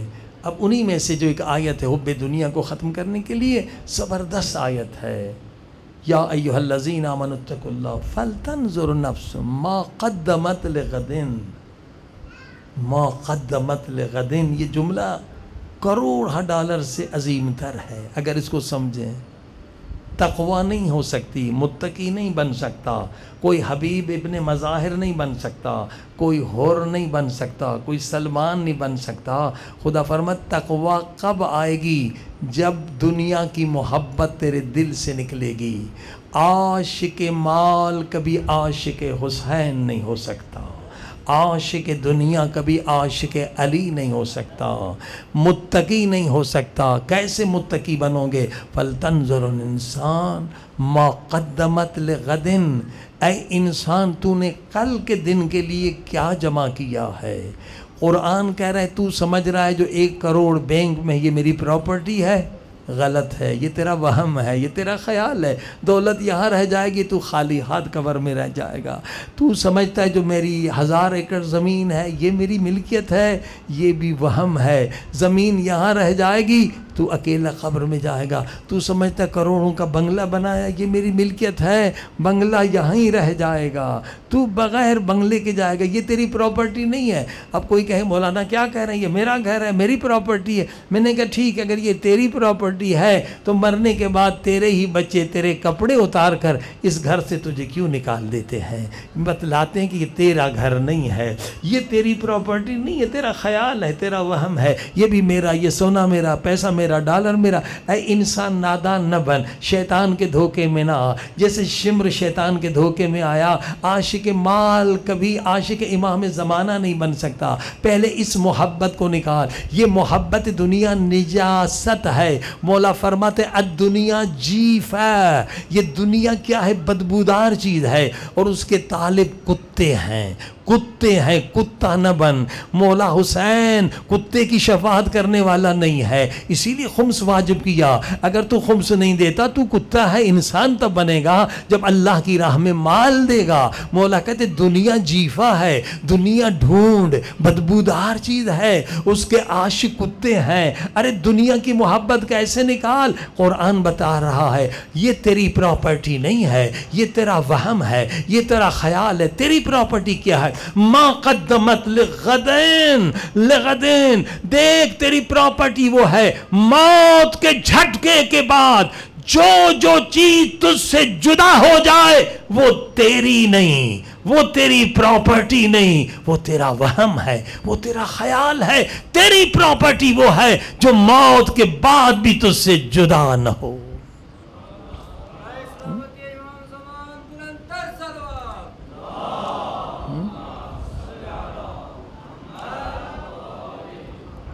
اس سے قیمتی تر جملہ کیا ہو سکتا ہے؟ ہاں؟ جو موت کے بعد تجھ سے جدا ہو جائے وہ تیری پراپرٹی نہیں ہے، وہم ہے، خیال ہے۔ پیسہ جدا، مال جدا، گھر جدا، ہاں؟ مگر کون سی چیز ہے جو موت کے بعد آپ سے جدا نہیں ہوگی؟ اسی مسئلے کو سمجھانے کے لیے اللہ پاک نے قسم کھائی، بسم اللہ الرحمن الرحیم، والعصر ان الانسان لفی خسر۔ اکثر لوگ نقصان میں ہیں، گھاٹے میں ہیں، وہ اپنی پراپرٹی دنیا میں بنا رہے ہیں، وہ گھر کو پراپرٹی سمجھ رہے ہیں، پیسے کو پراپرٹی سمجھ رہے ہیں، یہ ان کا وہم ہے، ان کا خیال ہے، یہ سب نقصان میں، نقصان میں۔ الا الذین آمنوا، ایمان تیری پراپرٹی، ایمان تیری میراث ہے، ایمان تیری ملکیت ہے۔ ایمان کبھی تجھ سے جدا نہیں ہونے والا۔ ایمان حاصل کر۔ ایمان کیا ہے؟ کیا صرف لا الہ الا اللہ کہنے کا نام ایمان ہے؟ نہیں نہیں، ایمان یعنی کنٹرول۔ حسین ترین عورت گزر رہی ہے، اگر تو نے کنٹرول کیا، اسے نہیں دیکھا تو ایمان ہے، اگر دیکھا تو پھسل گیا۔ پھسل کیوں گیا؟ ایمان نہیں ہے، ایمان نہیں ہے۔ جو آنکھوں کے سامنے ذلیل ہے وہ مومن نہیں ہے۔ ہاں؟ بھوکا ہے مگر حرام کی غذا آئی، بتا اس میں حرام ہے، خنزیر ہے۔ آج مسلمانوں کی بازار کو حرام سے بھر دیا ہے۔ ہم نے تو پریزیڈنٹ کو بھی لکھا ہے کہ بازار مسلمین حرام سے بھری ہوئی ہے، کیونکہ ان لوگوں کو پتہ نہیں، ہم یورپ میں جاتے پتہ ہے کہ یہودیوں نے کتنی سازشیں کی ہیں، خصوصاً زیونسٹ نے کتنی سازشیں کی ہیں کہ کس طرح مسلمانوں کو حرام سے کھلائے۔ 84-85 میں ہم لنڈن میں تھے، امام جمعہ تھے، اس زمانے میں 5 یا 6 چیزیں ہوتی تھی حرام۔ لوگ سکھا دیتے تھے لوگوں کو، بھائی لارڈ مت کھانا، ایملسیفائر مت کھانا، اینیمل فیڈ مت کھانا، اسٹیبلائزر مت کھانا۔ بچے دیکھتے تھے ہاں یہ حرام ہے، نہیں کھائیں گے۔ انہوں نے کہا مسلمان بچے حرام نہیں کھائیں گے تو انہیں کیسے گمراہ کریں گے؟ ہاں؟ ان بدبختوں نے، زائونسٹ نے 1000 سے زیادہ فارمولہ بنا دیے، کئی سو، E100 E200 E300۔ اور جب ہم نے فون کر کے کارخانے والے سے پوچھا کہ بھئی یہ جو فارمولہ اس میں ڈال رہے ہو آپ، یہ سبزی سے ہے یا گوشت سے ہے؟ وہ کہتے ہیں جو سستا ہمیں مل جائے، اور سستا وہاں کیا ہے؟ سور ہے، ہر جگہ سور کی چربی ہے۔ اب لوگوں نے وہ ایپس بھی بنائے کہ یہ حلال ہے، یہ بھی دھوکہ ہے۔ اب دیکھیں یہاں پر بازار مسلمین، پاکستان ہو، ایران ہو، سعودی ہو، یہ زائونسٹ کی کتنی بڑی سازش ہے کہ مسلمان بچوں کو حرام کھلاؤ، حرام کھلاؤ۔ حتیٰ کہ دودھ میں D3، اب آپ دیکھیے ایک دودھ ہے VJ جس میں D3 نہیں ہے۔ یہ لعنت صرف امریکہ کینیڈا میں، حتیٰ کہ یورپ میں بھی نہیں ہے۔ یہاں کام کر رہے ہیں دشمن، ایسے یہ نوجوان علماء کے امامے نہیں اتار رہے ہیں، ایسے حجاب نہیں اتر رہا ہے یہاں، یہ چھپ کے دشمن حرام کھلا رہا ہے۔ جب حرام کھائیں گے تو عالم کا کیا احترام کریں گے، پھر کیا حجاب کریں گے؟ D3 دودھ میں 1-2 کمپنی رہ گئی ہے، یہ D3 جو ہے یورپ میں بھی یہ لعنت نہیں ہے۔ یہ بھی کھال سے، بالوں سے، سور کی چربی سے D3 آتا ہے۔ اور یہاں تک ایک مومن ڈاکٹر بھی تھا، میں نے کہا یہ D3 یہاں بنتا ہے یا باہر سے آتا ہے؟ اگر باہر سے آتا ہے تو حرام ہے، ہمیں پتہ ہے وہ حرام ہے۔ ایک سازش پہ سازش ہو رہی ہے عزیزان گرامی۔ لہٰذا اگر انسان کو پیٹ پہ کنٹرول نہیں ہے، حلال حرام کا خیال نہیں کرتا، تو ایمان نہیں ہے۔ ایمان یعنی آنکھ پہ کنٹرول، ایمان یعنی پیٹ پہ کنٹرول۔ اگر میوزک سن رہا ہے تو کان پہ کنٹرول نہیں ہے، اگر ہاتھ سے ظلم کر رہا ہے، چوری کر رہا ہے، تو ہاتھوں پہ کنٹرول نہیں. ایمان یہ ہے کہ 7 اعضاء پہ آپ کا کنٹرول ہو. کنٹرول اگر 7 اعضاء پہ کنٹرول ہے تو جہنم کے 7 دروازے ہیں، اس سے زیادہ نہیں ہے. آپ نے جہنم کے 7 دروازوں کو بند کر دیا. یہ ہے ایمان. اور جنت کے کتنے دروازے ہیں؟ 7,000 سے بھی زیادہ دروازے ہیں. اور سب سے بڑا دروازہ جو جنت ہے اس کا نام کیا ہے؟ باب حسین علیہ السلام. حسین علیہ السلام کے صدقے میں جتنے لوگ جنت میں جائیں گے اس دروازے سب سے زیادہ جائیں گے. اسی حسین کے غم میں آپ رونے آئے ہیں عزیزان کرام. الا الذین آمنوا، ایمان تیری دولت ہے. وعملوا الصالحات، نیک عمل کریے تیری دولت ہے. اگر اس حسین کے غم میں آئے ہیں، گریہ کر رہے ہیں، مجلس سن رہے، 1 گھنٹہ مجلس سننا، فرمائے جس میں آپ کو ہدایت ملے، حدیث ملے، قرآن ملے، نصیحت ملے، 10 مرتبہ ختم قرآن سے زیادہ ثواب ہے. یہ ثواب حاصل کر رہے ہیں. اور گریے کا ثواب تو کوئی لکھ نہیں سکتا ہے. یہ عمل الصالحات، یتیم کی مدد کرو، بیوہ کی مدد کرو، غریب کی مدد کرو. اس وقت جو علماء کے لیے سب سے بڑا امتحان ہے کہ یہ بگ فارما نے پوری دنیا پہ حکومت، بگ فارما، بڑی بڑی جو فارمیسی کی کمپنیاں ان کی ہیں. امریکہ کا صدر وہی مقرر کرتے ہیں. کینیڈی کو مارنے والے بگ فارما والے. کینیڈی ویکسین کے خلاف تھا، اس کو مار دیا کہ ویکسین سے ان کی بڑی کمائی ہے. جونیئر جو ویکسین والا جونیئر کینیڈی آپ دیکھیں وہ اب بھی ویکسین کے خلاف ہے. اس وقت پوری دنیا میں جو غربت آئی ہے کرونا کی وجہ، 2 سال سے لوگ بیکار بیٹھے ہوئے ہیں. ظاہر غربت ہوگی. اور آپ کو پتا ہے کہ ان لوگوں نے کتنا کمایا ہے؟ 1000 ٹریلین سے زیادہ بگ فارما نے کمایا ہے یہ ویکسین سے. 1000 ٹریلین پوری دنیا کو لوٹا ہے. امریکہ کا صدر یہ بناتے ہیں، انگلینڈ کا صدر یہ بناتے ہیں. بگ فارما ورلڈ بینک کو یہ پیسہ دیتے ہیں. 80% یہ زائونسٹ ہے. دنیا میں ان کی حکومت ہے عزیزو.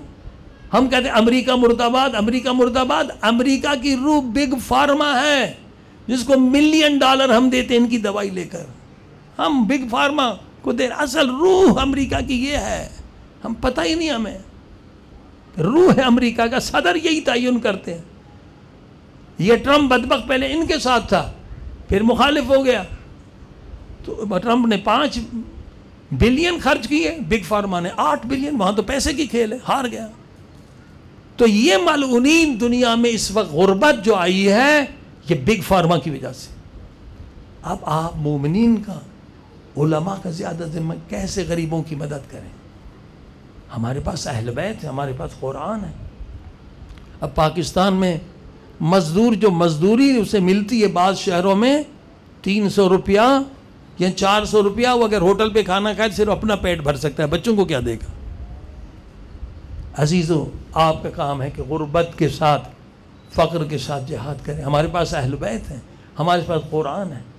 فرمایا اگر تم فقیر ہو جاؤ تو ایک عمل کرو، سونے سے پہلے سورہ واقعہ جہاں جہاں ممبر پہ جائیں لوگوں کو بتائیں.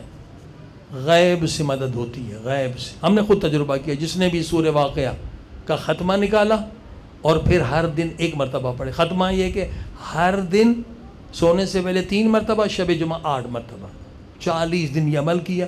پھر ہر سال کہا مولانا ہماری انکم 3 گنا زیادہ ہو گئی، 3 گنا زیادہ ہو گئی. یہ تجربے سے ثابت ہے. اور سورہ زاریات، سونے سے پہلے سورہ واقعہ، سورہ زاریات پڑھیں، کبھی فقیر نہیں ہوں گے.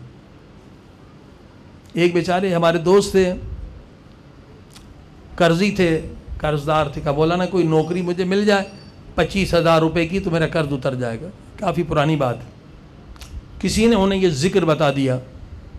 یہ آیت اللہ نخودگی نے ذکر امام خمینی کو بتلایا تھا. جب امام خمینی نے کہا کہ ہمارے طلبہ بہت فقیر ہیں. آیت اللہ نخودی ایک عارف باللہ تھے. خود امام خمینی کے بیٹے نے یہ روایت نقل کی کہ نخودی صاحب بیٹھے ہوئے تھے تو امام خمینی کا ولی خدا ہے، چلے ان سے کوئی ذکر لیتے. تو کہا طلبہ کی حالت بہت بری ہے، آج بھی وہی حالت ہے، بہت بری ہے. تو انہوں نے کہا کہ ہر نماز کے بعد 3 مرتبہ سورہ قل واللہ احد پڑھیں اور سورہ طلاق کی 2 آیتیں، وہ بھی مکمل نہیں، من یتق اللہ یجعل لہ مخرجا یرزقہ من حیث لا یحتسب من یتوکل علی اللہ فہو حسبہ ان اللہ بالغ امرہ قد جعل کل شیء قدرہ، 3 مرتبہ۔ اور اگر واقعاً مشکلات میں ہیں، آپ قرض دار ہیں، تو نماز فجر کے بعد اس آیت کو 170 مرتبہ تلاوت کریں غیب سے۔ یہ خود مشاہدہ ہے، تجربہ ہے۔ یہ ہمارے دوست 25,000 روپے کی نوکری کے تلاش میں تھے، کسی نے یہ نسخہ انہیں بتا دیا کہ فجر کی نماز کے بعد من یتق اللہ سے لے کر آخر تک اس ذکر کو پڑھیں 170 مرتبہ۔ اس وقت وہ سال میں 25,000 پاؤنڈ کما رہے ہیں۔ صلوات پڑھی محمد و آل محمد۔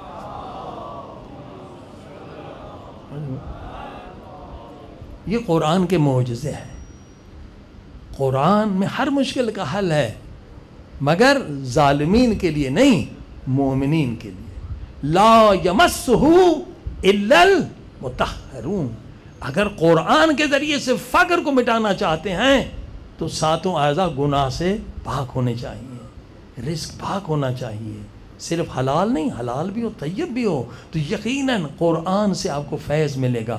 آج یہ نسخے ضرور بتائیے، انشاءاللہ ہر دن فقر سے جنگ کے لیے، فقر کو مٹانے کے لیے کوشش کروں گا کہ ایک نسخہ آپ کو بتاؤں اور آپ دوسرے مومنین تک پہنچائیں۔ پاکستان میں واقعاً جو بیچارے بے دین ٹائپ لوگ ہیں، جن کا ایمان کمزور ہے، خودکشیاں کر رہے ہیں لوگ۔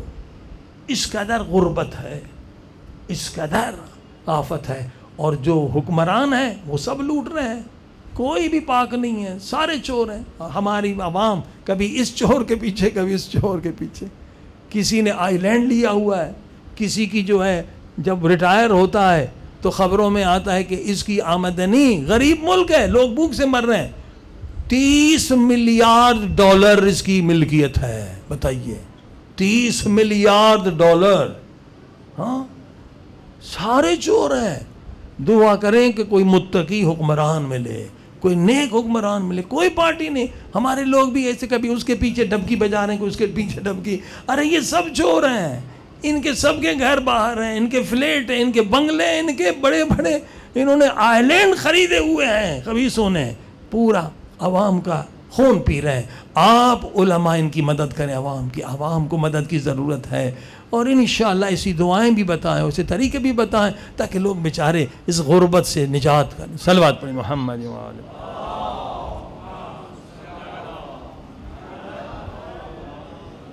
بار دیگر صلوات پڑھیں محمد و آل محمد۔ بیٹا خیال سے، بار دیگر صلوات۔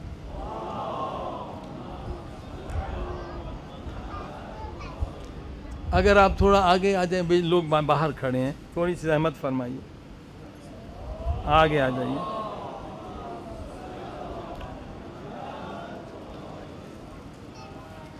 آگے تھوڑا سا آگے آ جائیں، باہر لوگ کھڑے ہیں، باہر گرمی بھی ہے، یہ تھی کہ سامنے ادھر بہت جگہ ہے، تھوڑی زحمت کے صلوات پڑھ کے اور آگے آ جائیے، تار کا خیال رکھیے، صلوات پڑھ۔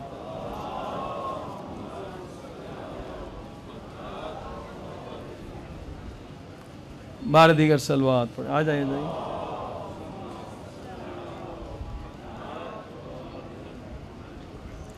بار دیگر صلوات پڑھ۔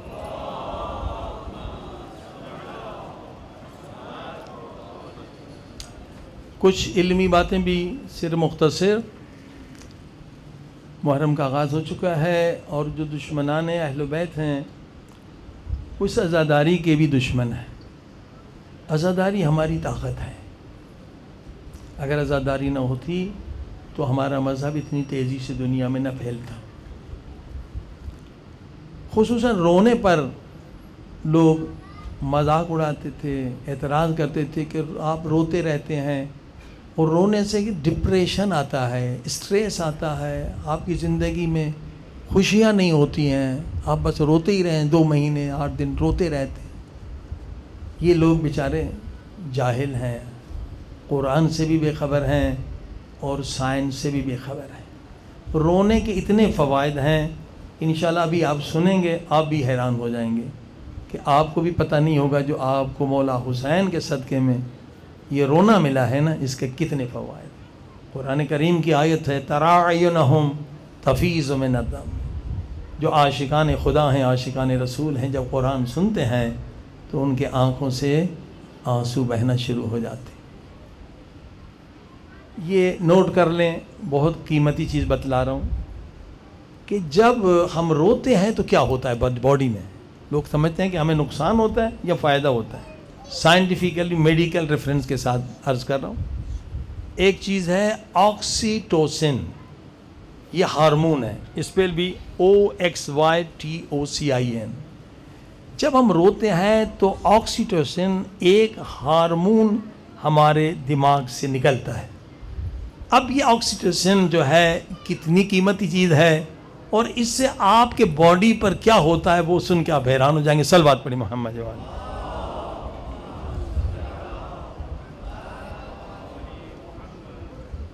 یہ کوئی شیعہ نہیں ہے، مسلمان بھی نہیں ہے، میڈیکل کے ریفرنس ہیں.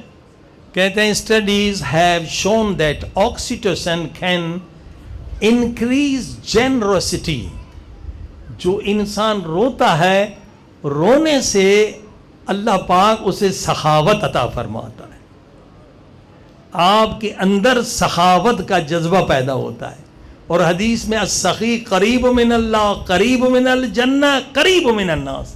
سخی اللہ کے بھی قریب ہے، جنت کے بھی قریب ہے، انسانوں کے بھی قریب ہے. ایک نعمت جو مولا حسین کے غم میں روتے ہیں، سخاوت ملتی ہے. اور دوسرا کہتے ہیں کہ رونے سے کیا آپ کو فائدہ ملتا ہے. کہتے ہیں it may help reduce symptoms of anxiety and stress. رونے سے اسٹریس پیدا نہیں ہوتا ہے. کتنا بھی اسٹریس ہو، انسان افسردہ ہو، ٹینشن میں ہو، یا آج میڈیکل کہہ رہی ہے، سائنس کہہ رہی ہے، جیسے آنسو بہیں گے تو آکسیٹوسن کی وجہ سے اس کا اسٹریس، اس کا ڈپریشن، اس کی افسردگی ختم ہو جاتی ہے. صلوات پڑھی محمد والے.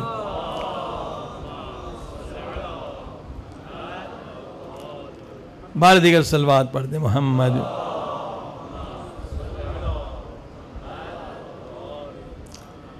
اور پھر یہ جو رونے سے اللہ ہمیں نعمت دیتا ہے مولا حسین کے صدقے میں، oxytocin may help to reduce symptoms of gastrointestinal dish order.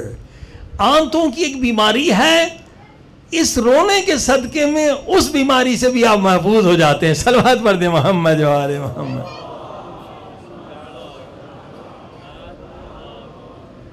اب کتنے لوگ ہیں جنہیں نیند نہیں آتی، وہ ٹیبلیٹس کھا کے سوتے ہیں، اور وہ ٹیبلیٹس کینسر کا سبب ہوتے ہیں.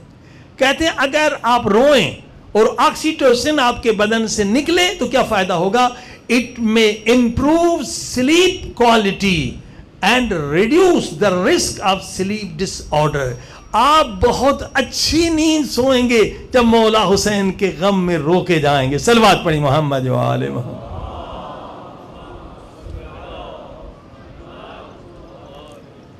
دوسرا فائدہ رونے کا جو ہم پہ اعتراض کرتے ہیں، بھئی آپ روتے ہیں، شیعہ پاگل ہیں، بس روتے ہی رہتے ہیں سارے دن.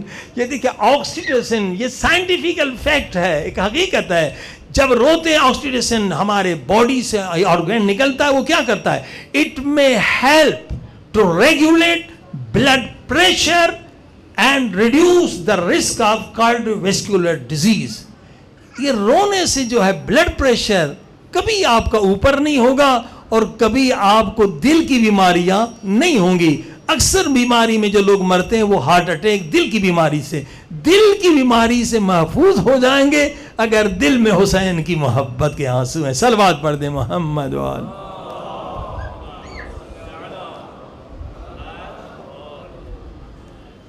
اور فائدہ سنیں، oxytocin has been shown reduce level of cortisol hormones. یہ جو کورٹیسول ہارمون سے یہ ٹینشن کا سبب ہے. ایک ہارمون جسے زہر کہتے ہیں، وہ باڈی سے نکلنے کا صرف ایک طریقہ ہے، آپ روئیں. اسٹریس ہارمون جو سلو پوائزن ہے، وہ آپ کے دل کو بھی نقصان دیتا ہے، اس کو بولتے ہیں کورٹیسول ہارمونز. یہ جہاں بھی چلے جائیں آپ کے دل کو، جگر کو، کڈنی کو نقصان دیتے ہیں، اور یہ باڈی میں ہوتے ہیں. آپ کبھی غصے میں آئیں تو ہو جاتے ہیں، کبھی اسٹریس میں آئیں ہو جاتے ہیں، اور یہ کب نکلتے ہیں؟ جب آپ روتے ہیں تو آنسوؤں کے ذریعے سے یہ اسٹریس ہارمون جو ہے نکل جاتے ہیں، آپ کی باڈی پاک صاف ہو جاتی ہے حسین کے صدقے میں۔ صلوات پڑھیں محمد والے۔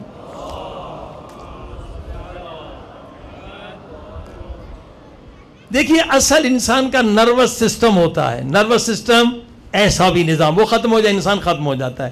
کہتے ہیں it has calming effect on the nervous system which can help reduce anxiety and promote feeling of relaxation۔ رونے سے سکون ملتا ہے، آپ کا نروس سسٹم مضبوط ہوتا ہے، آپ کسی ایسا بھی بیماری میں مبتلا نہیں ہوتے ہیں۔ صلوات پڑھ دے محمد و آل محمد۔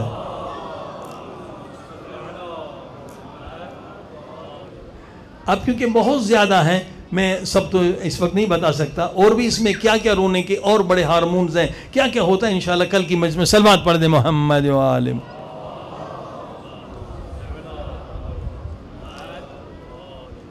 بس عزیزان گرامی، حدیث میں ہے کہ ہر عبادت کا وزن ہوگا قیامت کے دن، مگر دو چیزیں ہیں جس کا وزن فرشتے نہیں کر سکیں گے۔ ایک وہ آنسو ہیں جو خدا کے عشق میں بہیں، یا توبہ کے لیے بہیں، یا مولا حسین کے غم میں بہیں۔ ان آنسوؤں کا وزن فرشتے نہیں کر سکیں گے۔ یہ مومن محرم میں مولا حسین کے غم میں رویا تھا، اے خدا ہم اس کا وزن نہیں کر سکتے۔ خدا پاک بی بی فاطمہ زہرا کو حکم دے گا کہ وہ بی بی ان رونے والوں عزاداروں کی شفاعت کریں، وہ اجر دیں۔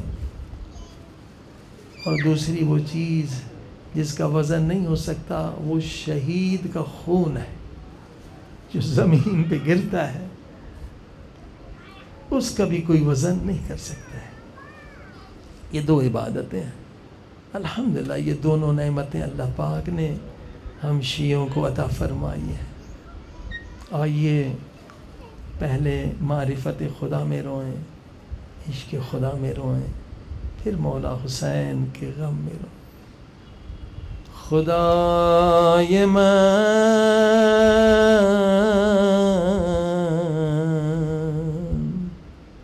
خدائے من، سب مل کے خدائے من،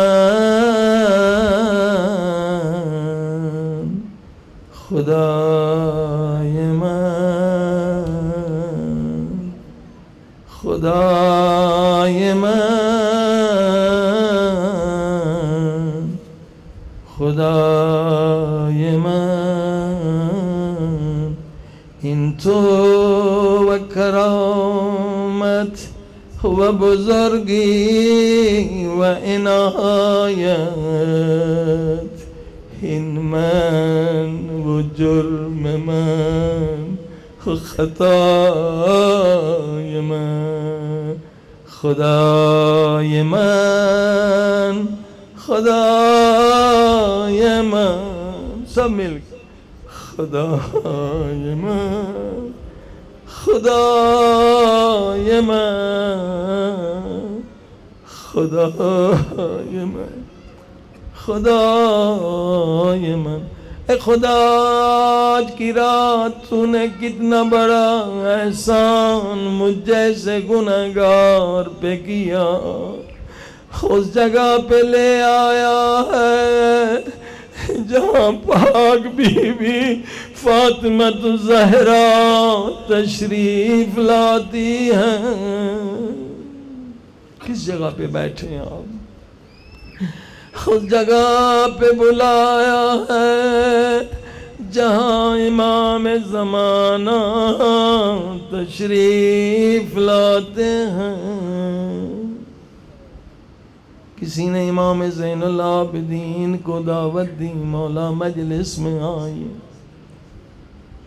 مولا نے کہا ضرور آؤں گا، خاص جگہ بٹھایا، بنائی مولا کے بیٹھنے کی۔ مجلس تمام ہو گئی، مگر دیکھا مولا نہیں آئے، نہیں آئے۔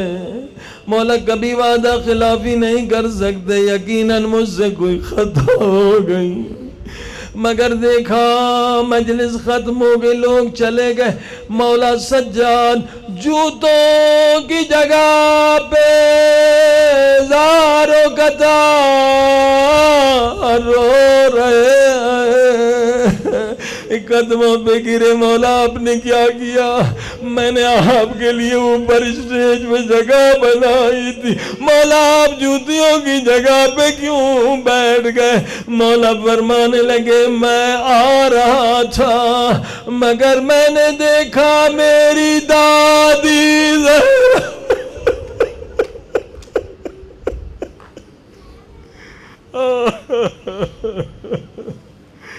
میری دادی زہرا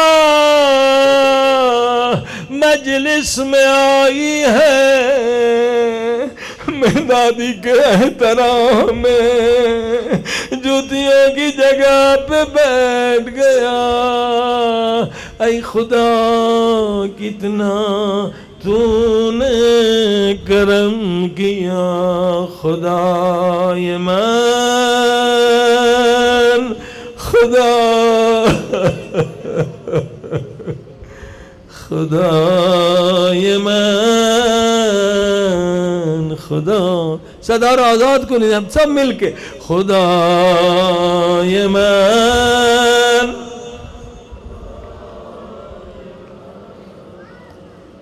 خدائے من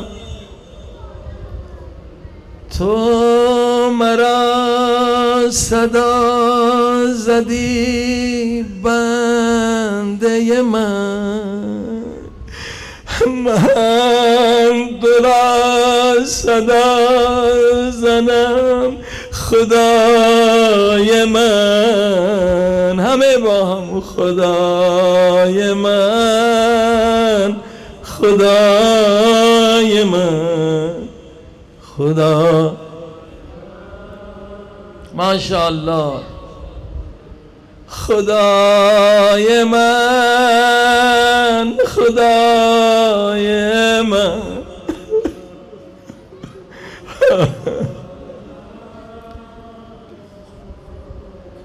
یا عبادی الذین اسرفوا کلام تو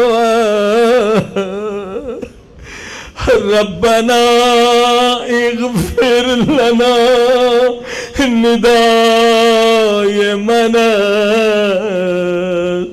خدائے من خدا خدا خدا فرماتا ہے لا تقنطوا من رحمت اللہ، اے گناہگار تو جتنا بھی گناہگار ہو میری رحمت سے مایوس نہ ہونا۔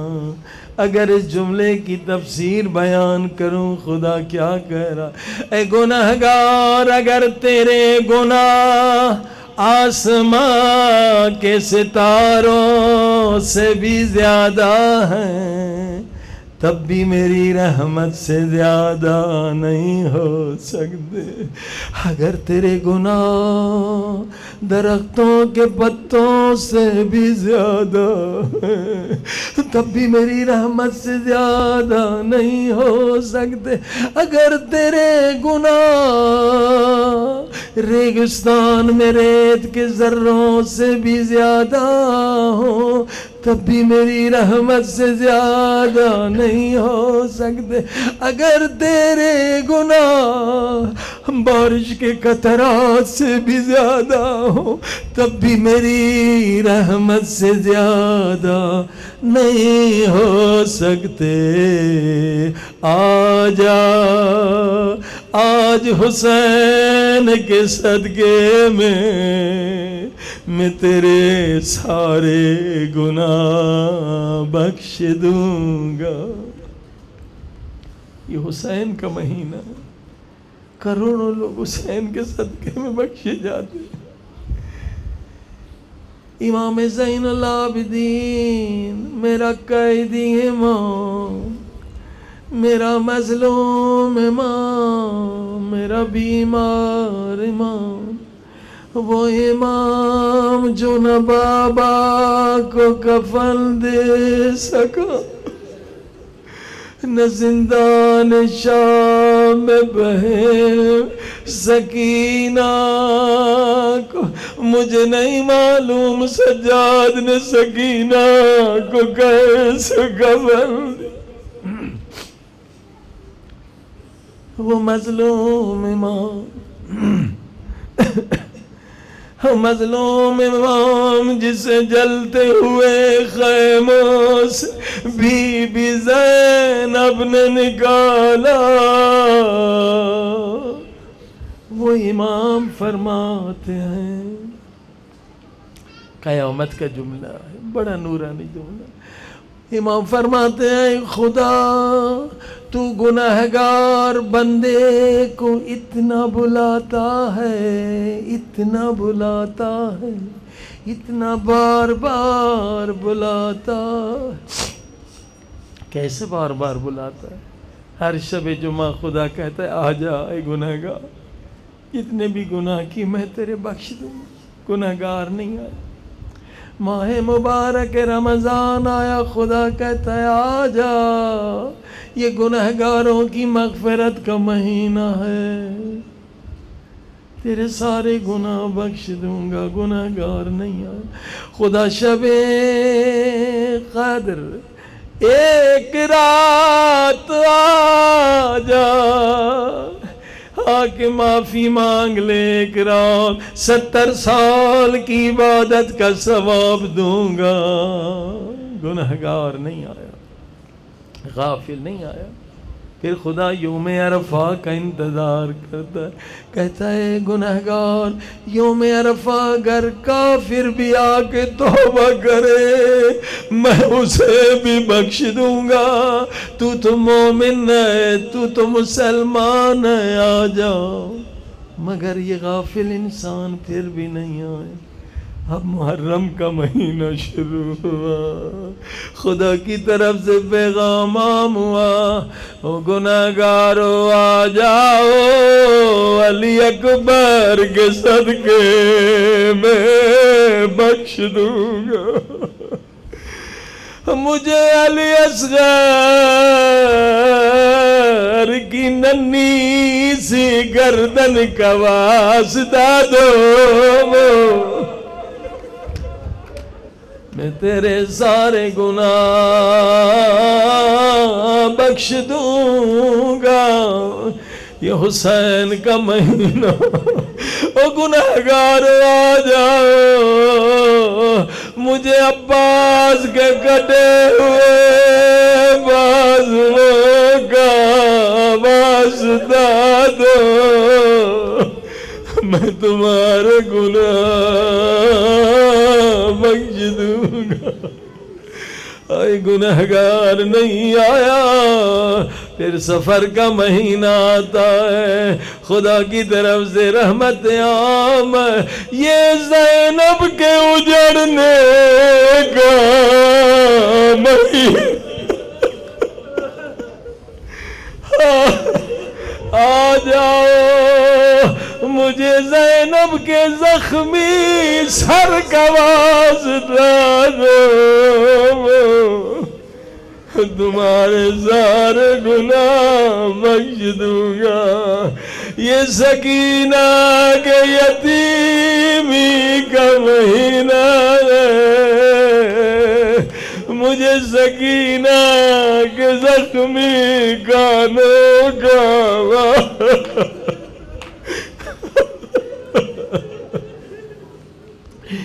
میرے پیارے امام، میرے مظلوم امام، میرے بیمار امام فرماتے میرے اللہ تو گناہگار کو اتنا بلاتا ہے، اتنا بلاتا ہے، دل سے سنیں گے توبہ کے آنسو بہیں گے۔ مولا فرماتے تو گناہگار کو اتنا بلاتا ہے، اتنا بلاتا ہے، ایسے لگتا ہے کہ گویا تو گناہگار کا محتاج ہے۔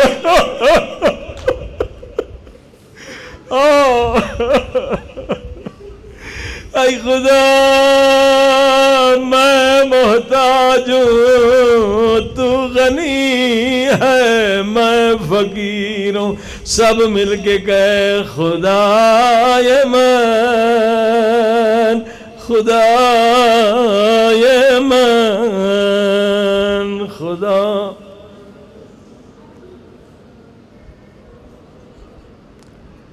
خدائے من، خدائے من، ربنا اغفر لنا ندائے من، سب مل کے کہیں خدائے من، خدا جز تو کسی ندارد باخبر حضراز ہمیں، فقط تو میرے سارے گناہوں کو جانتا، خبر از گریے بی صدائے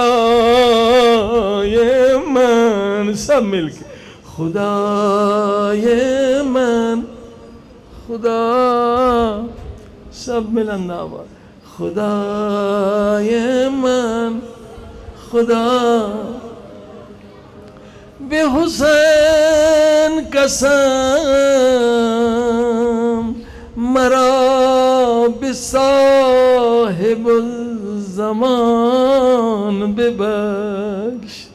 اب یہ معافی کا وقت ہے، سب میرے ساتھ پڑھ، ہاں بے حسین قسم مرا بصاحب الزمان ببخش، سب مل کے بے حسین قسم مرا بصاحب الزمان ببخش، ان امام من مقتدای من مولای من، سب مل کے خدای من، خدای من، خدای من، خدای من۔ عزیزو، قبر میں انسان کو دو آنسوؤں کی ضرورت ہے، ایک وہ آنسو جو اپنے گناہوں پہ بہائے جائیں، اور دوسرے وہ آنسو جو مولا حسین کے غم میں بہائے جائیں۔ آپ خوش نصیب ہیں کہ صحت سلامتی کے ساتھ مجلس میں تشریف لائے ہیں، مگر بہت عجیب حدیث ہے امام جعفر صادق کی، وہ سن کے جائیں۔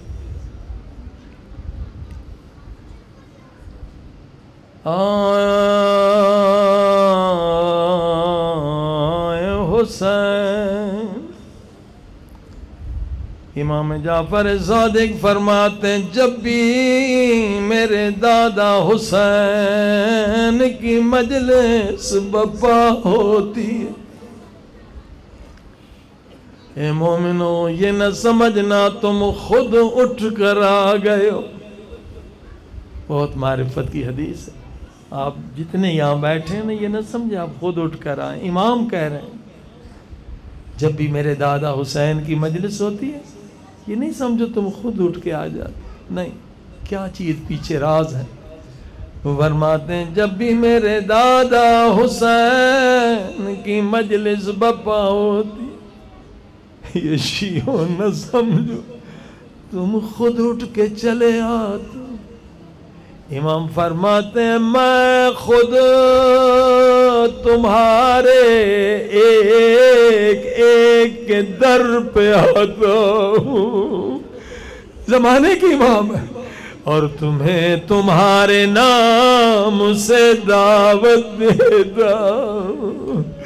اے مجلس میں آنے والوں خوش نصیب ہو، آج امام زمانہ کی زبان پہ تمہارا نام ہے. جسے امام زمانہ نے بلایا ہے بس وہی آتا. کتنے خوش نصیب امام نے آپ کو دعوت دے کے بلایا. آگے اب حدیث سنیں. امام فرماتے ہیں جب ذاکر مصائب پڑھنا چاہتا ہے اور تمہارا دل رونا چاہتا ہے اس کے غم میں روئے جس کے غم میں رونے والوں نے تماچے کا. اس کے غم میں روئے جس کے غم میں رونے والوں نے تازیاں کھائے. امام فرماتے ابھی آنسو نہیں نکلے آپ تیار ہوتے ہو کہ امام کے غم میں روئے. امام فرماتے ہیں جب تمہارا دل رونا چاہتا ہے رونے کی تیاری کرتے تم سب کے پیچھے میری دادی زہرا دعا کے لیے ہاتھ بلند کر دیے. او میرے اللہ میرے مظلوم حسین کے غم میں رونے والوں کو بخش دے. پاک بی بی کی دعا لے رہے ہیں. مگر عزیزو رونے کا ایک ادب سیکھ کے جائیں. آج پہلی مجلس میں سبھی روتے ہیں مگر جو ادب سے روتا ہے جیسے معصوم نے کہا ہے روتا ہے اس کا ثواب 1000 گنا زیادہ ہوتا ہے. اور جو بغیر معرفت کے روتا ہے ثواب اسے بھی ملتا ہے مگر بہت کم. لہذا آج پہلی مجلس ہے ضرور یہ ادب سیکھ کے جائیں. چاہے دعا میں روئیں یا حسین کے غم میں روئیں. امام فرماتے جب بھی رو تو بلند آواز سے رو. مولا کیوں روئیں؟ پر جب بلند آواز سے رو گے چاہے آنسو نہ بھی آئے چینک چینک کے رو. کیوں مولا؟ فرمایا ثواب میں زمین آسمان کا فرق ہوتا ہے. امام نے پھر وجہ بھی بتلائی. فرمایا جو بلند آواز سے روتا ہے خدا تیرے رونے کی آواز پہلے آسمان کے فرشتوں کو سناتا ہے. ان فرشتوں کا دل بڑا نرم ہے وہ بھی رو کے کہتے ہیں میرے اللہ دنیا سو رہی ہے یہ بیچارے کیوں رو رہے. یہ سارے فرشتے آپ کے لیے دعا کرتے ہیں جب بلند آواز سے روتے ہیں. کروڑوں فرشتے اللہ کو معلوم ہے کتنی تعداد. امام فرماتے ہیں پھر خدا تیرے رونے کی آواز دوسرے آسمان کے فرشتوں کو سناتا ہے وہ بھی رو کے کہتے میرے اللہ ان حسین کے عزاداروں کو بخش دے. پھر تیسرے چوتھے ساتویں آسمان تک آواز جاتی ہے. اب یہ سارے فرشتے آپ کے لیے دعا کرتے ہیں. بس فقط اتنا خدا کا کرم ہے نہیں. اب آخری جملہ وہ سنیں جن کی ماں کا انتقال ہو گیا ہے جن کے باپ کا انتقال ہو گیا جن کی ماں مر گئی. آج والدین کو یاد کرنے کی رات ہے. انہوں نے آپ کو عزادار بنایا ہے. وہ گود میں مائیں لے آتی تھی اور حسین کی مجلس سنتی تھی. امام فرماتے ہیں خدا تیرے رونے کی آواز تیری مرحومہ ماں کو سناتا ہے. او ماں کا دل بڑا نرم ہوتا ہے. ماں رو کے کہتی ہے میرے اللہ میرا بیٹا رو رہا ہے. ماں کی دعا عالم برزخ میں بھی قبول ہو. عزیزو یہ وجہ ہے یا صریخ المستصرخین. ابھی حمزہ سمانی دعا کا جملہ ہے اور چیخ چیخ کے رونے والوں کی دعا جلد قبول کرنے والے. تو رونے میں کبھی شرمایا نہ کریں. اب سنیے مولا امام جعفر صادق کا جملہ. مجلس ہوئی ذاکر نے پڑھے مسائل بہت گریا ہوا. ایک مومن خدا حافظ کرنے آیا. امام نے شکوہ کیا. امام نے کیا شکوہ کیا؟ امام نے فرمایا اے مومن تو نے میرے دادا حسین پہ رونے کا حق ادا نہیں کیا. مومن نے جیب سے رومال نکالی، مولا یہ میرے آنسوؤں سے بھیگ چکی ہے۔ مولا نے کہا میں دیکھ رہا تھا تو رو رہا تھا، مگر تو نے میرا جملہ نہیں سمجھا۔ میں نے کہا تو نے میرے دادا حسین پہ رونے کا حق ادا نہیں کیا۔ کہنے لگا مولا کیسے روؤں کہ حق ادا ہو جائے؟ اب جملے سنیے مولا کیا فرماتے؟ فرمایا جیسے بوڑھی ماں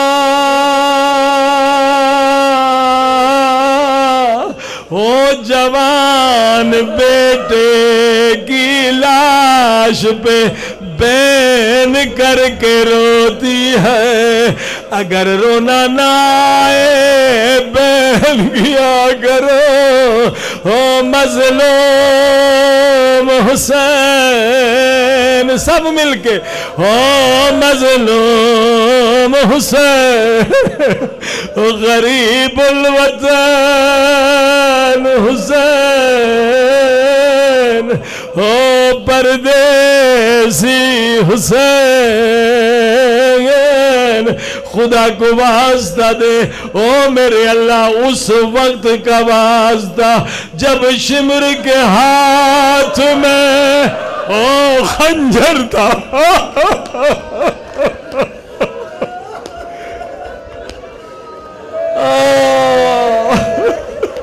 او شمر کے ہاتھ میں خنجر تھا اور 70 قدم پہ زینب دیکھ رہی تھی۔ او نہ مارو میرے پیاسے حسین کو، نہ مارو میرے مظلوم حسین، ماتم حسین۔